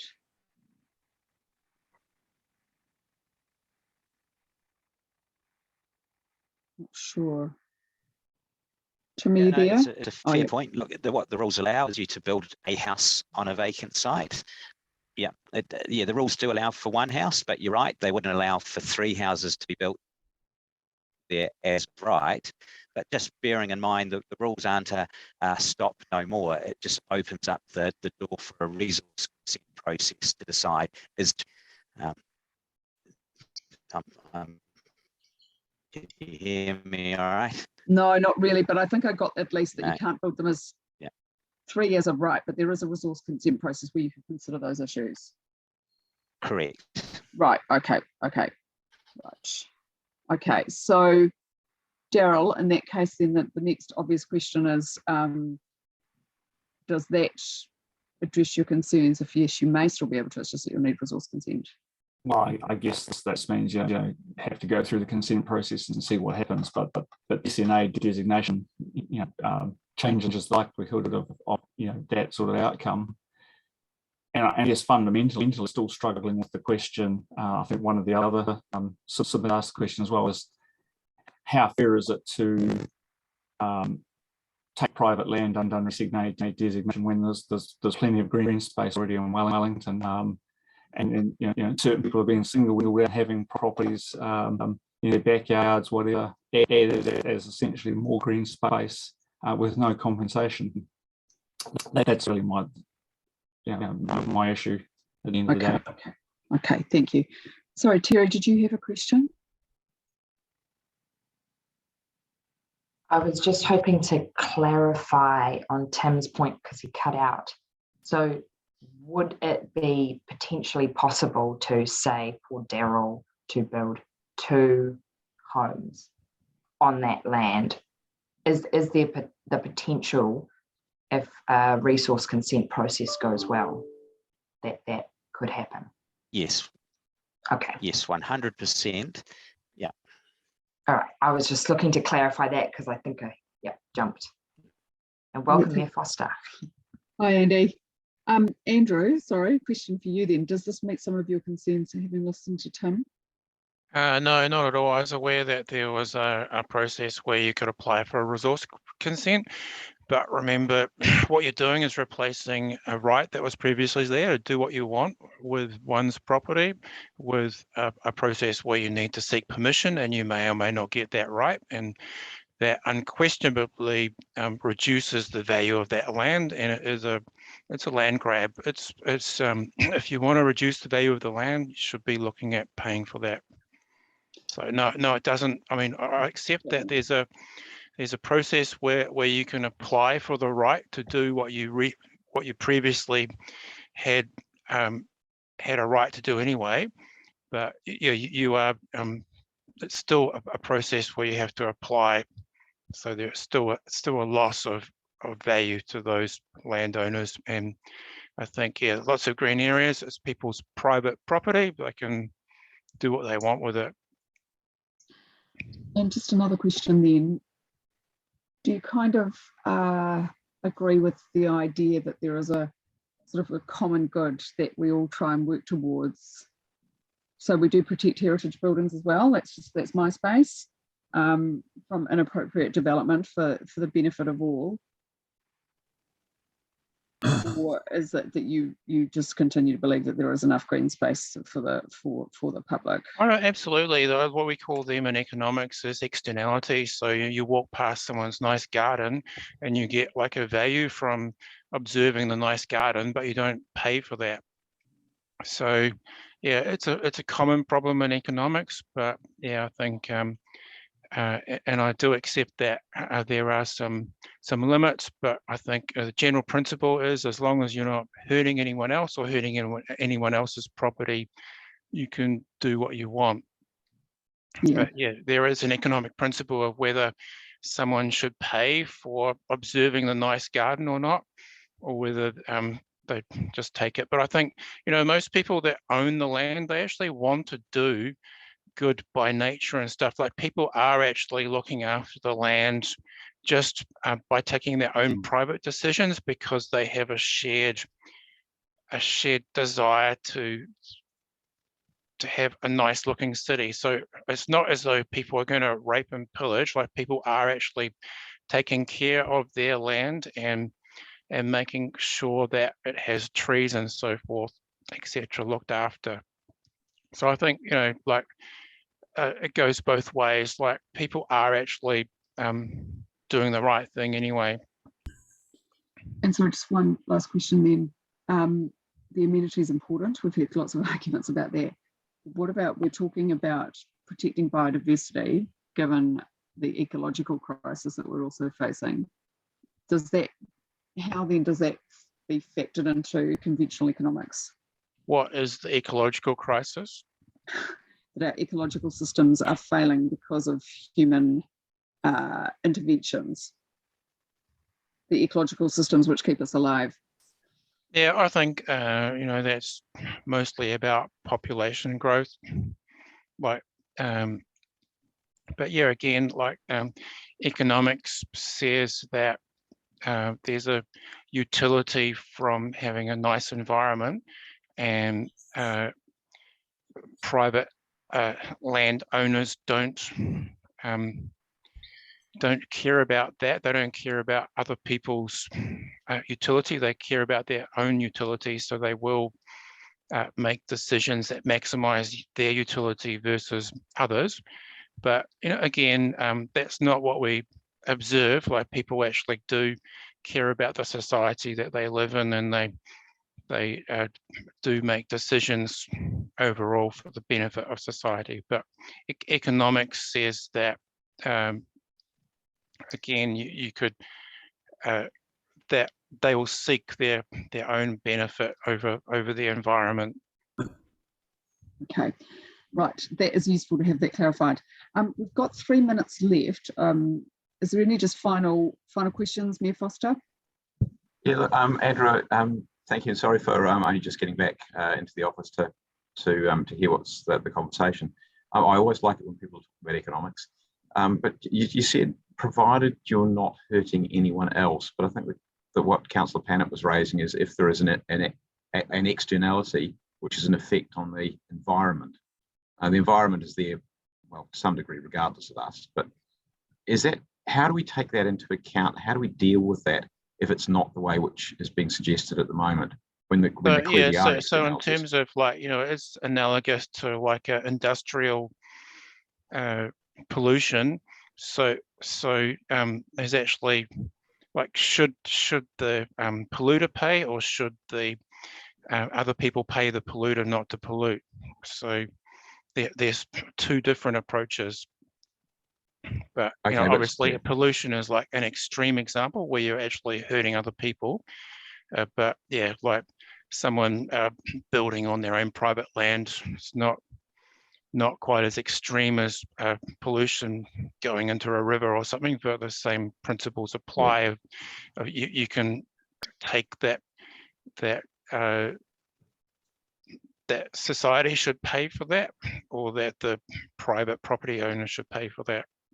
So if there was something that, some sort of model which actually said that there's a bit of both in that conversation, and one of the propositions, which is certainly, I don't know whether you've heard that proposition, one of them is certainly some sort of rates relief on any land which is restricted in any way like this, that in effect it's treated as reserve, although you own it, but you don't pay rates on it.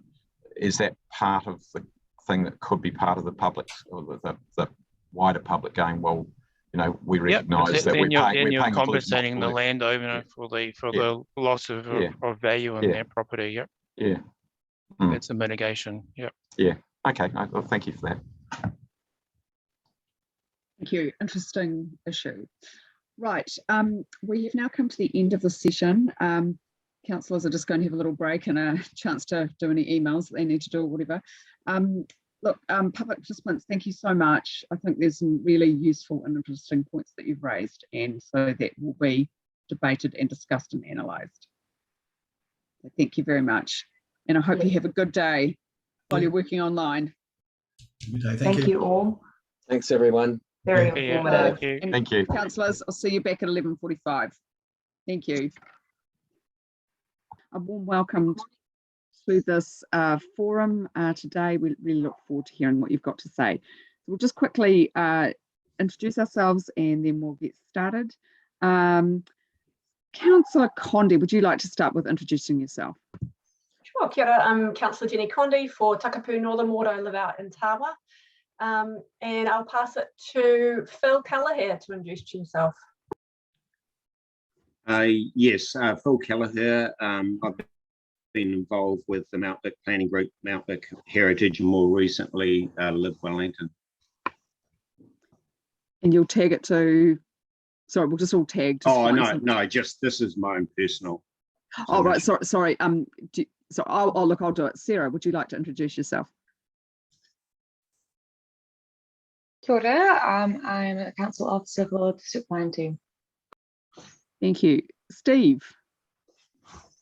Hello, my name is Steve Z. I live in Northland, Wellington.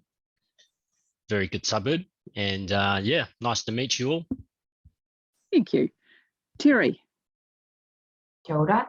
My name is Terry O'Neill, and I'm the councillor for Te Motukarangi Eastern Suburbs. I live in Haitaitai at the moment, and I'd like to tag Michael to introduce yourself.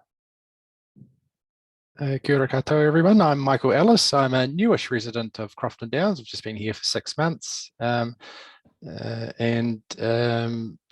here in particular because I'm concerned about the effects of the plan on the environment. Thank you. Adam. Kia ora, everyone. Adam McCutcheon, District Plan Team at Wellington City Council. Heidi. Kia ora, everybody. I'm Heidi Mueller from the Democracy Services team. And Simon. Kia ora, everyone. I'm Simon Wolf. I'm a City Councillor for Whārangi Onslow Western Ward. Welcome. Thank you. And kia ora from me as well. I'm the chair of this committee and from Pukehino, one of the councillors there. Right, so basically the way we run this is everyone's got 5 minutes to do a little presentation. I will actually just keep a rough time on it, so just that we can get through, and then we've got plenty of time for a good discussion. So who would like to go first? Phil, do you want to go first? Okay, I didn't really realise I had 5 minutes. Sorry. So we have had your submission, so you can just highlight a few points that you want, and then we can ask some questions. Yeah, okay. Okay, so I'm going to be reasonably direct. This is not a plan, it's laissez-faire policy of upzoning, which hopes to foster affordable housing. Wellington deserves much better than this direction, which was pushed through a Zoom-based meeting midwinter 2021 by a small group led by Labour and some Green councillors at the urging of a divisive social media campaign. Upzoning, I hope, is likely to result in random construction of 6-storey apartments, which will shadow existing wooden villas, creating more damp and mould and urban blight, as affected owners will choose not to invest in upgrading properties. Unearned increases in land value for property owners who have invested little in houses, renting, and destruction of distinctive housing built with irreplaceable native timbers, one of New Zealand's most densely populated urban centres. So that's just sort of overall the area I want to really concentrate on, because there is some dispute as far as I'm concerned in terms of the actual need for additional housing. I think a lot of what we're seeing is more economics, more related to low interest rates, that sort of thing. That can be illustrated by the fact that in the last little while, the reports are that the houses are becoming more unaffordable. In fact, they're 25% more unaffordable. It's mainly because of interest rates. So I think a lot of the problems with housing that we're seeing is just we've gone through a very long period of low interest rates, and now interest rates are increasing. You're going to find that house prices start to decrease, to adjust. But if we are to build and accepted, I'm in favour. I'm not not in favour of more density, etc. I think it makes a lot of sense to be, to have more densification in areas, more central areas, closer transport, that sort of thing. So I'm absolutely in favour of that as a general thing, and as related to climate change, etc. But we believe it can just be done in a smarter way. And I've done a lot of work around that, and principally done in areas adjacent to the inner city areas, such as Kent Terrace, Adelaide Road, Thorndon Quay, Molesworth Street, in areas that are more brownfields that could actually do with improvement. So these are areas that that are on close transport routes, and they are where we can concentrate new infrastructure rather than trying to build new infrastructure throughout the suburbs, which would be very expensive and very disruptive. So what's required, according to the council, is that we require up to 5,000 additional houses in the inner city area. We believe, and we've done a lot of work around this, that in those areas I've just mentioned, you can more than exceed that number, even adjusting for all the adjustments that you need to make as to whether, just using the same adjustments that the council use themselves. So you can actually build far more than that, but this is just adjusting it. So you can achieve what you want to achieve really without, destroying, 140 years of heritage, and without destroying the character and where people live. And the other point I want to make, just sort of related to that I just find absolutely incredible, is the adopted spatial plan, and that was because when the spatial plan came out, the draft spatial plan,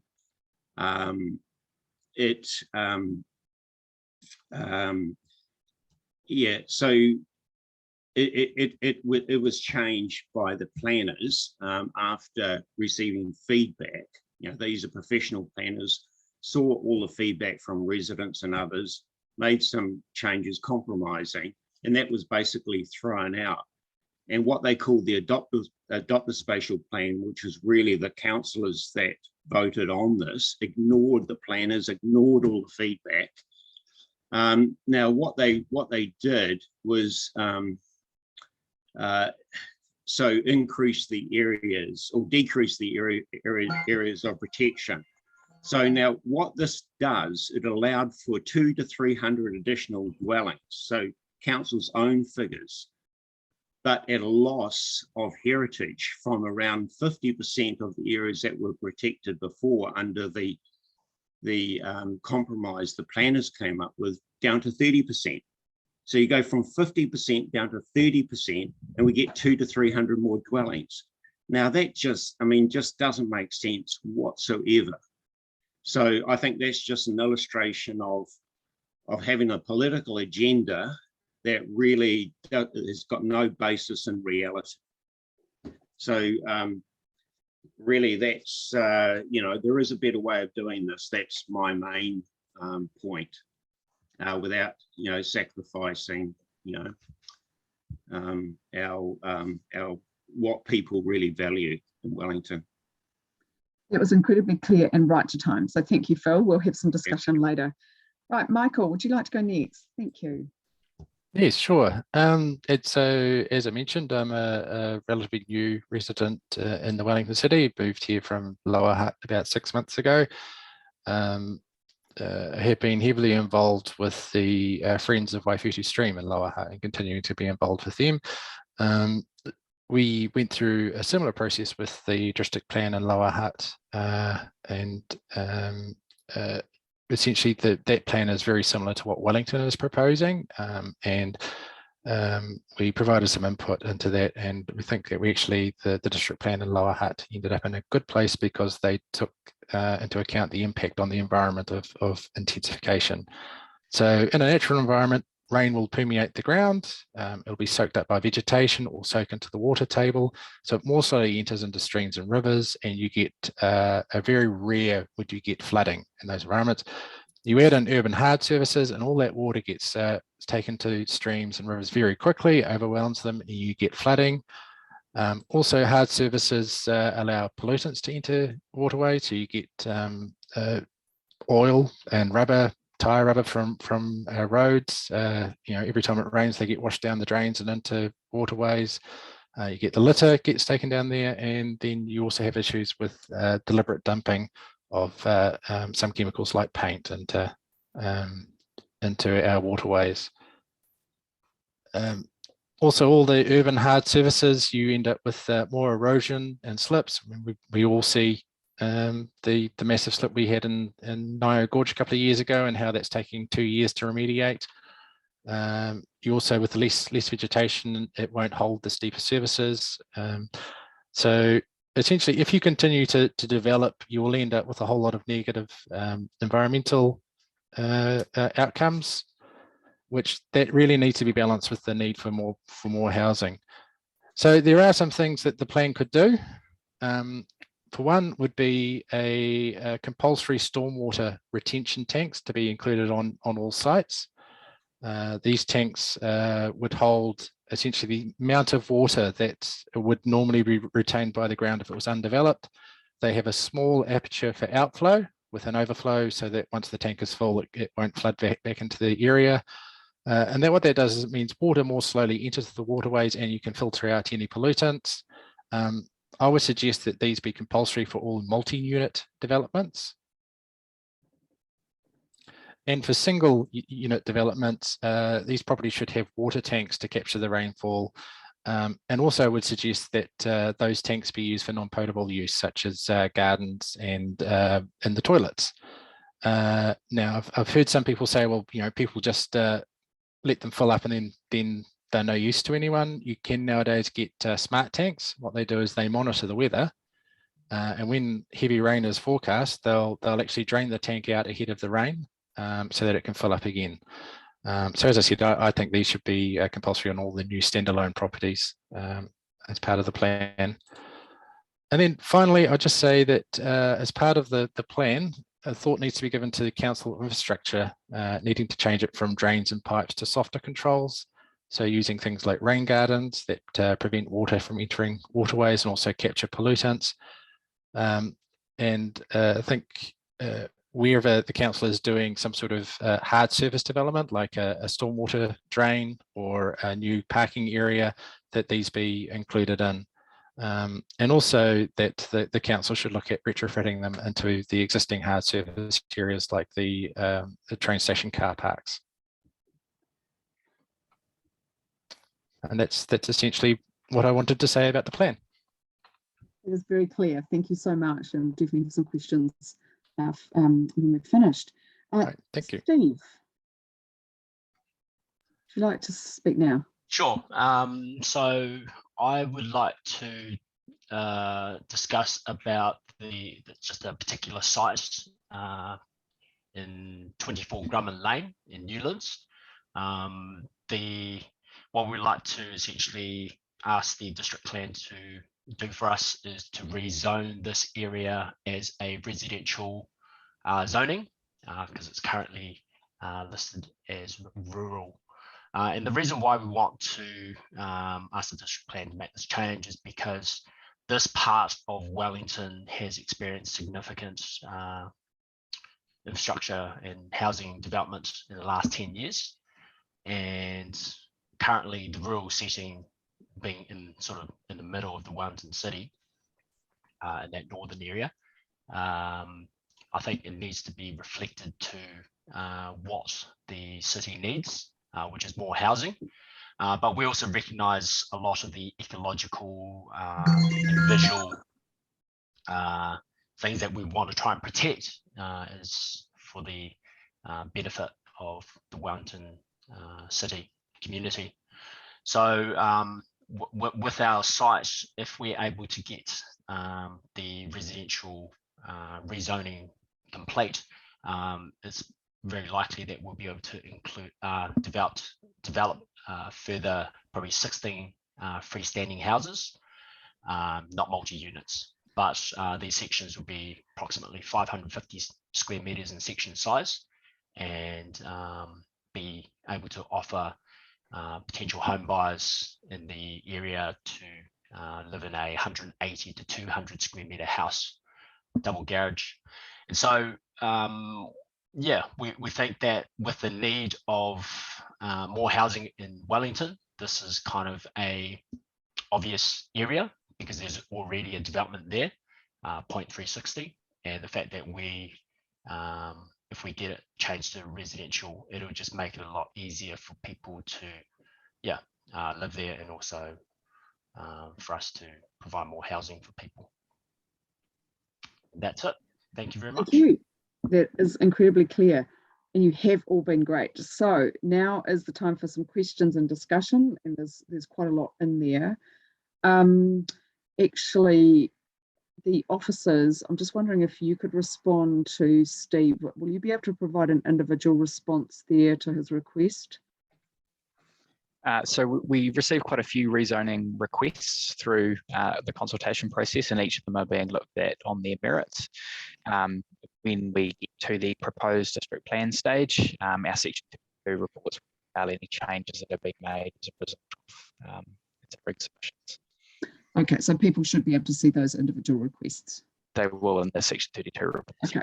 Okay, no, that's super helpful. Terry.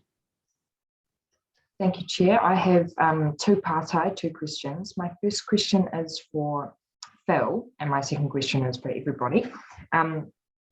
Phil, taking on your points, and thank you for your submission. My reality is that it's not just the cost of housing, but also the amount of housing we have in our city. For example, you know, homelessness populations and people that we've got a lot of emergency housing. I think we can recognise that there's quite a shortage of supply of homes. So I guess I just wanted to challenge you on that and see if you had any perspective around, you know, recognising it's not just the cost of the homes, but that we do need to enable more builds and create more units as a city. And supplementary to that, how do you feel about getting new units in your suburb, given that it is quite close to the central city? So, I mean, you're talking about affordable housing, and that is a very large part of what people, I think, refer to as the housing crisis. But that's got more to do with the government or the council providing subsidies, because there is no way that you can provide affordable housing in the private sector, basically. So, you know, I mean, personally, I would be all for it, but I'm not sure what the model is to actually achieve that, besides direct subsidies by the government or the council.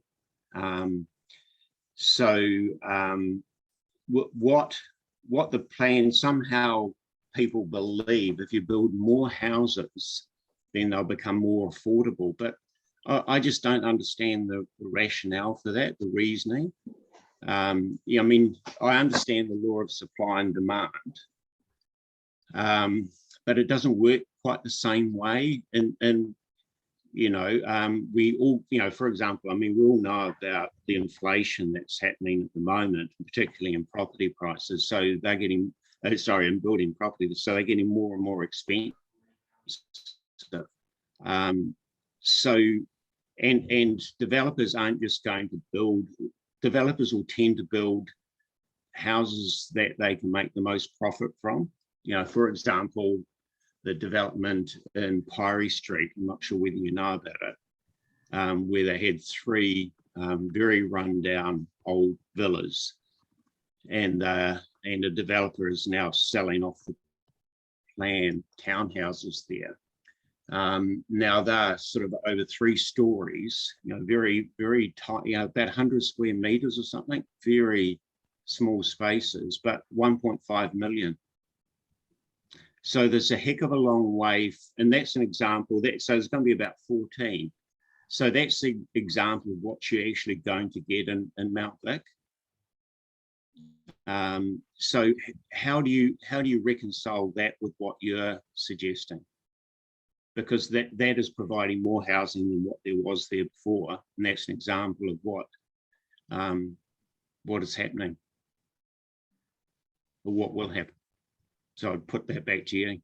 No, that's a good point. I think I'm looking at the I'll put the link in the chat. It's about asking price 1.5 million for some medium density housing, I would call it. So that yeah. So if there was a plan somehow, that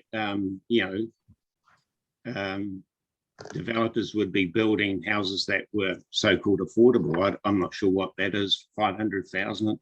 There's such a big gap that, I don't know how there is any practical way of doing that. The other thing, if there is, as we would understand, there has to be money put into this by someone, by government, by council. So that money would be better spent in some sort of development in some sort of areas that weren't as expensive. They could be very close by or something like that, but that money wouldn't go very far in a place like Mount Vic, would it? That's, Yeah, good point, Phil. I'll hand over to Jenny. I can ask my second one later. And thanks for sending through the link. I've just had a look, so that's helpful. Right, Jenny. Thanks. This is for Michael. I just, stormwater management is something that we're all really focused on and thinking about. It would be really interesting if you could let us know, are there things in the Hutt City District Plan that we haven't done that would improve stormwater management? Yeah, so the district plan in Lower Hutt, it is compulsory to have retention tanks for all developments over 1,400 square metres. So I don't know if you've been out to Lower Hutt recently, but you will see them being installed into all the medium and larger developments that are going on out there at the moment. Thanks. In fact, can I just follow on from that? Yes, we are passionate about stormwater, Michael. And so I did get an amendment through when we did our spatial plan to, rather than just talk about neutrality, to talk about positive stormwater outcomes. So we're just waiting for that work to come back to see what that will look like in practice. So we're taking it very seriously. Are you able just to talk to what would be absolute best practice though? I mean, the tanks will help, and how you balance rain gardens and green spaces with the need to house people as well? I think the reality is that land prices in Wellington are expensive, and the only way to provide more housing is to intensify the existing land. As I say, though, that means there's more hard services, so there's more runoff. So the best practice, of course, would be to rip all the houses down and go back to a natural environment, but that's not a practical way to solve the problem. So yeah, you have to do these engineering type solutions, which is installing tanks and using the softer engineering options such as rain gardens. And do you think that we can achieve those outcomes, just given it is quite a small, tightly an intense city already, to get enough green space in? I don't think Wellington has a lack of green space. That's what I'm saying is you're intensifying the existing places that are using for housing rather than spreading out. It's just, yeah, as I say, that tends to put more hard services in.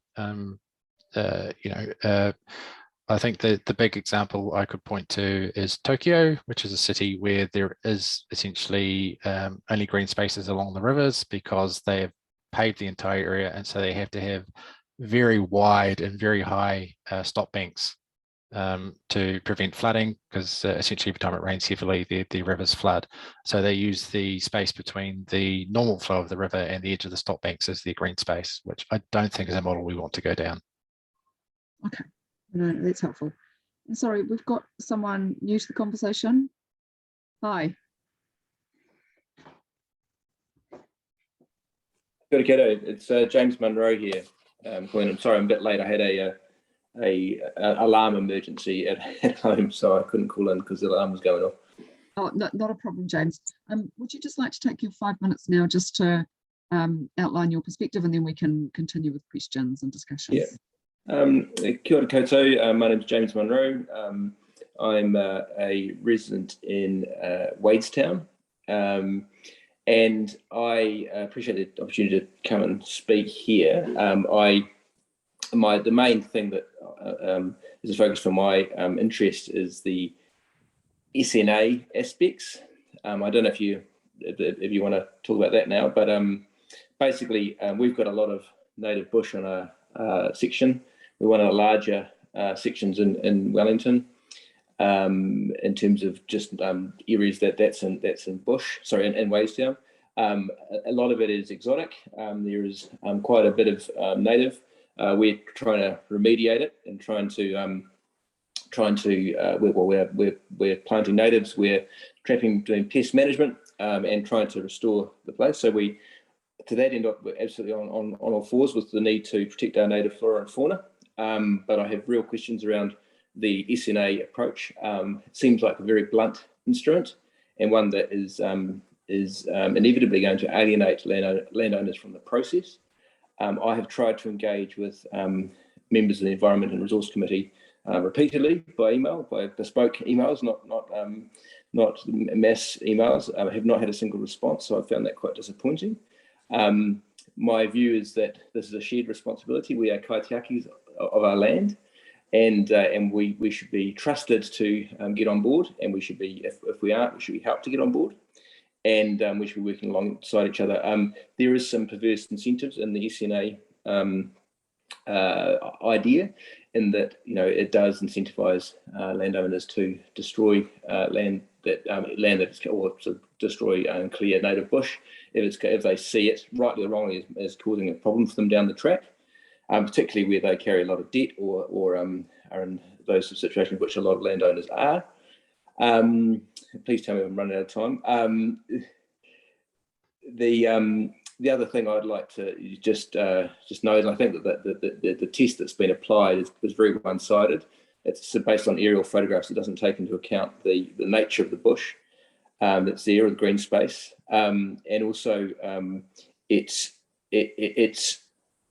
likely to make just that areas that are exotic as native and vice versa. So I'd like to see something else put in something more accurate if we're going to proceed, which I would argue against. The other thing I'd say is that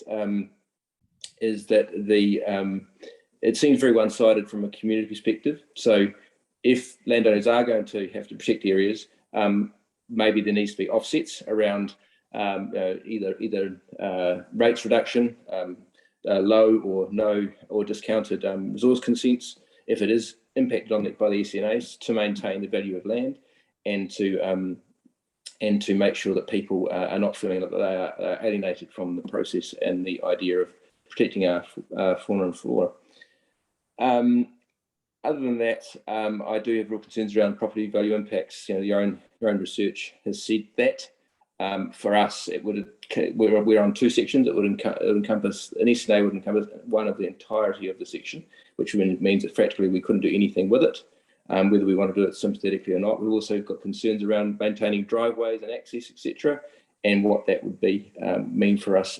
In sum, I think it's a blunt instrument. I think it's the wrong instrument. I think we need to have a community kaitiaki approach. We need to bring in people and bring in communities with us, and I hope that the council can adopt an approach that's more inclusive and more fair and more likely to succeed, in my view. That's all from me. Thanks, James. That was really clear. Appreciate that. So, councillors, have people got questions of James or other people before I go back in? So, James, we've had quite a bit of discussion now, and it's good that we've got officers here because they can maybe clarify a few things if necessary. Would you concede there is a need for some regulation when we're desperately trying to protect more biodiversity, and sometimes there's many good owners, but sometimes the land isn't looked after. So that's the place for regulation. And then can you just talk a little bit more in detail about what the community approach that you would take look like? So okay, I'm very happy to do that. So for a start, I think there is a lot of, as was just noted by the previous speaker, there's actually a lot of green space in Wellington. And a lot of that is actually council owned and managed, and it's in a pretty poor state. I would, in terms of natives, in terms of regeneration, I know there's a plan, I know there's resource constraints, but it seems to me that the smart place to start would be on the council owned or administered land. I think a more targeted approach that identifies, okay, that's a real important corridor or an important ecosystem that we need to preserve, or a corridor for birds. Let's talk to those landowners. But this broad approach is just fraught with dangers, in that A, it's not going to do very much. B, there's also the issue that not only will landowners try and limit. I mean, I've spoken to people who are going to chop down large native trees if this goes through. These are trees that are used by the birds. We've also got exotic trees that are very important to the birds. So we've got some Asian privet that the tuis love. We've got other trees that are not native, are supporting the regeneration of native bird populations. So I think that there is a need. I think the council has to lead by example. I think there has to be a more bespoke approach to identify the areas that are important. And if we don't do that, we risk a huge backlash, and we risk real danger and damage. And also, it has to be said, real costs on individual landowners, which are not equitable. There is no plan to offset those for the greater community good. And I can accept that there might be a community good, marginal, because I don't think it's a very smart approach. But the point is, there's nothing in it for the landowners unless they completely commit. So unless we get them on board, and I'm one who's on board, we're trying to work with it. We need to, and it just needs to be smarter. We need to court it, or we need to have those discussions, and we need to slow down and be smart. In terms of what it would look like, this is, I admit it's a difficult proposition. But I would say that we need to be more bespoke, more community-led, get in and work with those landowners who really want to engage, offer planting advice, the ability to get. I know there's a program to get natives into private landowners' hands, but it's under huge stress. We need to increase the ability to get natives and also advice on replanting. What can I plant on my land that will help the flora and fauna of this, and where should I plant it? What natives can I bring in? What exotics should I take out, and what should I leave because they're actually providing an environment that is conducive to the flora and fauna regeneration? Those are the sort of questions we should be having, not a blunt approach that's going to absolutely alienate people from the process and is going to cause a lot of adverse and entirely unintended consequences. So just one last question for the others. Have you had an on-site visit from council officers on your land?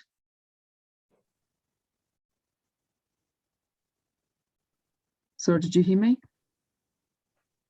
Hey, Bob. Yeah, sorry, has anyone actually, have you met with staff on your land? Because I think in the previous discussion, one of our officers was offering that, were they at Yep, so since 2019, when the Backyard Tonga program started, when we sent letters to all of the owners who had identified SNAs on their properties, we invited we put the offer out there, would you like us to come and do a site visit with an ecologist to see if there are any amendments to the identification of the SNA, so boundaries, what was in, what was out, to more accurately reflect if there were any issues in that GIS or aerial-based identification. Okay, but it's still possible to have a visit, even though it's at the moment we've stopped visits because staff are sort of under a bit of pressure given that a number of our team have COVID or are close contacts, so we're not undertaking site visits at this moment. Can I just make an observation that when there's no trust and people worry that if they invite the council onto their land, they'll get a worse outcome. So that it's the trust model, it's the kaitiakitanga model that we need to apply. People are scared by this. And people have got mortgages and they're facing 30% drops in value of their property. I've got no faith that will work, because I looked at that and I said, no way. Not until I understand where this is going and that it's going to be a partnership. No one's going to do it. Okay, that's helpful. Terry, would you like my question was also around that. Thank you, James, for some really good points there around connection with the council. My understanding is with SNAs and backyard taonga, it's not just a blunt instrument element, but there's actually a few carrots at the other end of that. So connections in with our nursery, we've got some really great planting guides. And Adam, I was just wondering if you might be able to speak to maybe some of the incentives we have for landowners that have had their property classified as an SNA, or maybe some recognition, I guess, of James, your ambition to care for wildlife, and how we bring those two together. So we heard from many submitters who raised points similar to Ms. Munro's around incentives and support for landowners who have SNAs, much in the same way that we have a support package for people who own heritage buildings. So what we are doing in response to those submissions is bringing forward to our councillor working group some information on the range of possible incentives that could be offered. So spitballing a few of those ideas, what they could look like, and what we've heard from submitters through this process. They include things like rates remissions, advice, the provision of free plants, help and assistance with fencing and pest control. So those are kind of the support measures or incentives that we've heard through this process, and we will provide that advice to councillors shortly. Cool, thank you, Adam. James, I think that acknowledged a few of the things that you were talking about. Were there any other incentives you could that you were thinking of that might help? I would say that stuff has not been put front and centre, and it's great that it's been listened to. I would say that almost everyone's experience of dealing with the council reflects that the council resources are hugely under pressure, right? So trying to get anything done is really difficult. So I mean, I'm very happy to sort of look at that. I'm not sure whether it's going to offset for most people a 30% drop in their property value in the Wellington area. That you've got to think about that. That's huge for people. That's huge, and that is good, and totally, I would be taking advantage of that and really appreciative of it. But at the same time, is it going to do? And I think there has to be an acceptance that it's a responsibility, and we have to take some, I wouldn't say pain, but we have to take ownership, But it's huge. It is really huge, and people are nervous. And unless it's done in a way that brings them with the process, more incentives than sticks, more carrots and sticks rather, I think it'll be problematic, and I think the fallout will be significant. But personally, I would be absolutely all over that. Cool. Yeah, thank you, James. That's a really good point. Chair, I've just got one more question for the group. And that was around, we've all spoken a little bit about water-sensitive urban design, ecology, nature, and the environment, and the need for more housing, or the need to retain heritage suburbs. So my question to people that came to talk to us today is, what does a good development look like to you?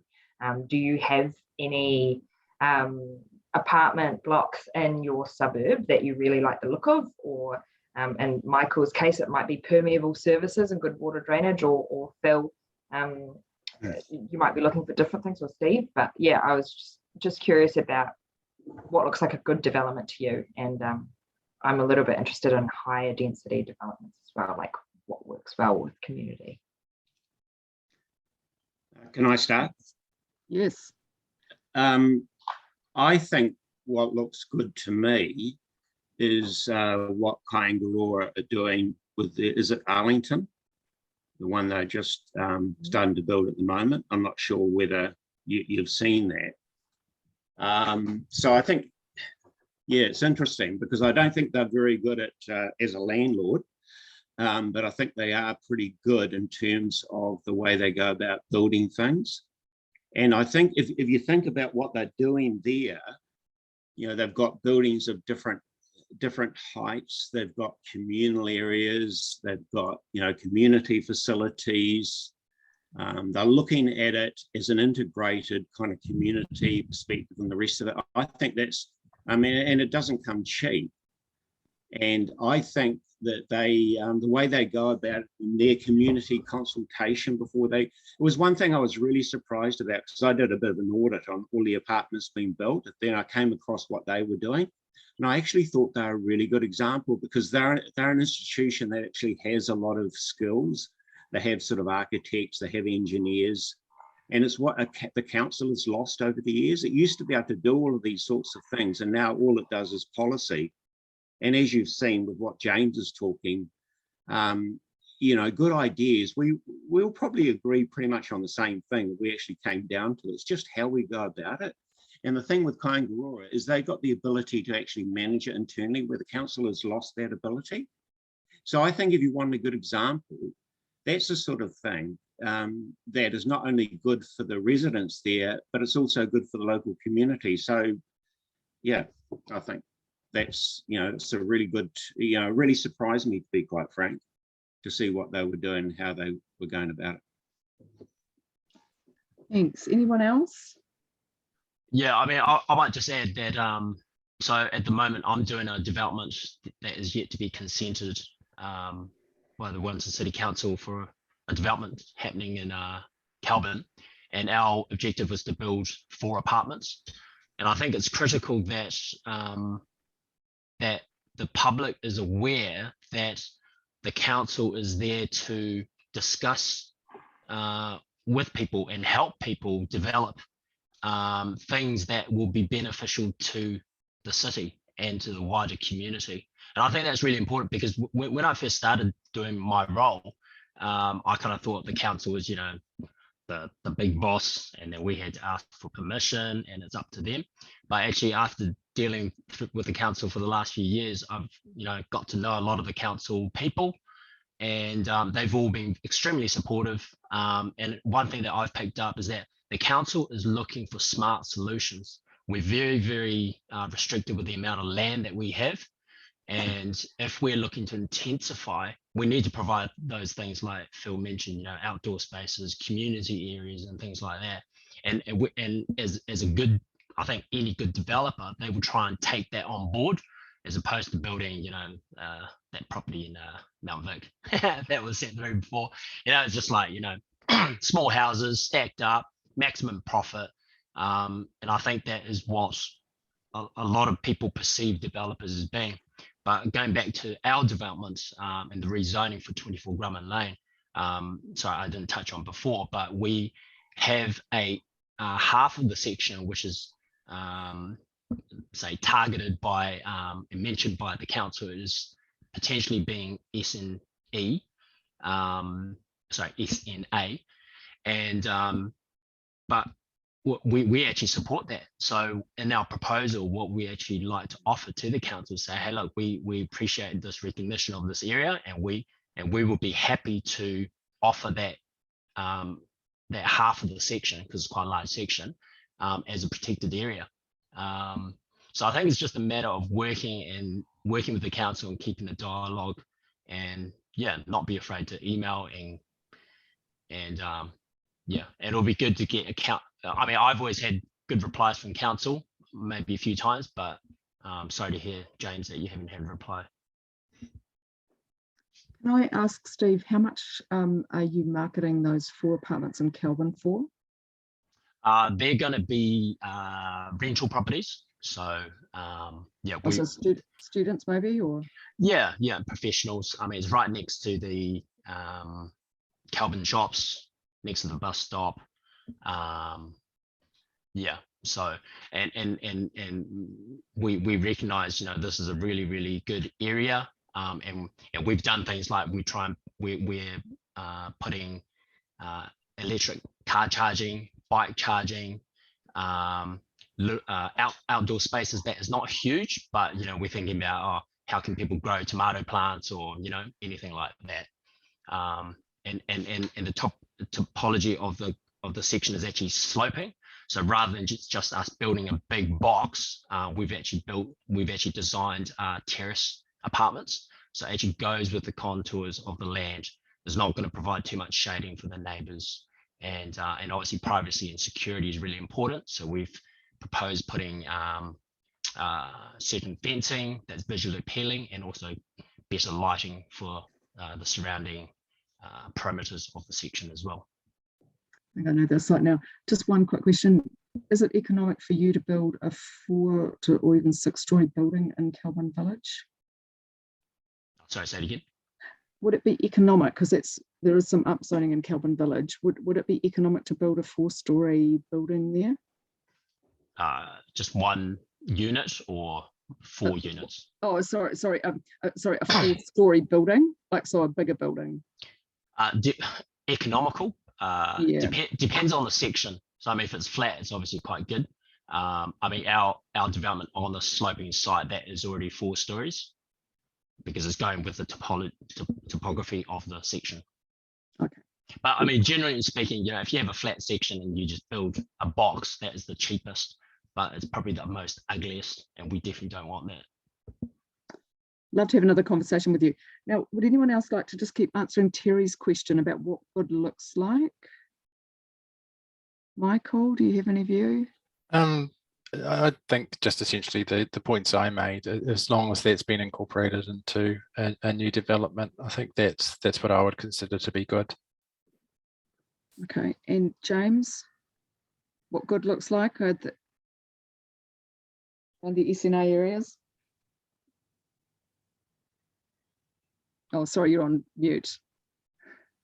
You'd think after 2 years we would have worked this out. Yeah, for me, it's about avoiding big, blunt moves that are significant, that will challenge people, and it's about trying to get a little bit more of an assessment done on where those ecosystems are that we want to really protect, and then move out, make sort of keystones around that. You'd see, for example, the impact of the Island Bay Sanctuary on the fishery, and we can, that becomes cool, or Zealandia. We can do that in this context without alienating landowners, I'm sure. And if these are vital systems, vital ecosystems, we need to push in really hard. Where it's more challenging or less clear, we need to proceed very carefully and on a partnership basis. I know that's more resource intensive, but I think it'll ultimately be more successful. And I'm really concerned about what it will mean, not only for immediate actions, but how people approach the natural environment going forward. How they see natural assets as liabilities rather than assets, and how we shift that perception. Okay. Well, we've just got 1 minute to go. Is there any final comments that people are desperate to make? I just want to say I wish the process was more consultative in a genuine way. This sort of stuff should happen right at the start, and we could actually find that, as I was saying before, we actually have more in common. It's just really about the how, and because I really feel people have been pitted against each other, and really, rather than the council should try to bring people together, not pit people against each other. And I just, so I think we're all to some extent a victim of the process that we've been going through. So maybe it's never too late. You've still got to finalise the district plan and the rest of it. And I really, because you can see around here, we've all got really genuine concerns, and we're kind of all after the same thing. It's just how the whole process has actually made us defensive and made us, a lot of people, quite angry, so anyway, that's my parting comments. Thank you for the opportunity, anyway, of having some sort of discussion. Helpful. And as you know, Phil, the MPSUD did make something. So, but anyway, I think that's a fair point, and I've really enjoyed this conversation. I've learned a lot, got lots of notes. So thank you all, and we will take that on board. And I hope you have a good afternoon. Okay. Right. Thank you, everyone. Thanks, everyone. I'll see you after lunch, councillors. Bye. Thank you all.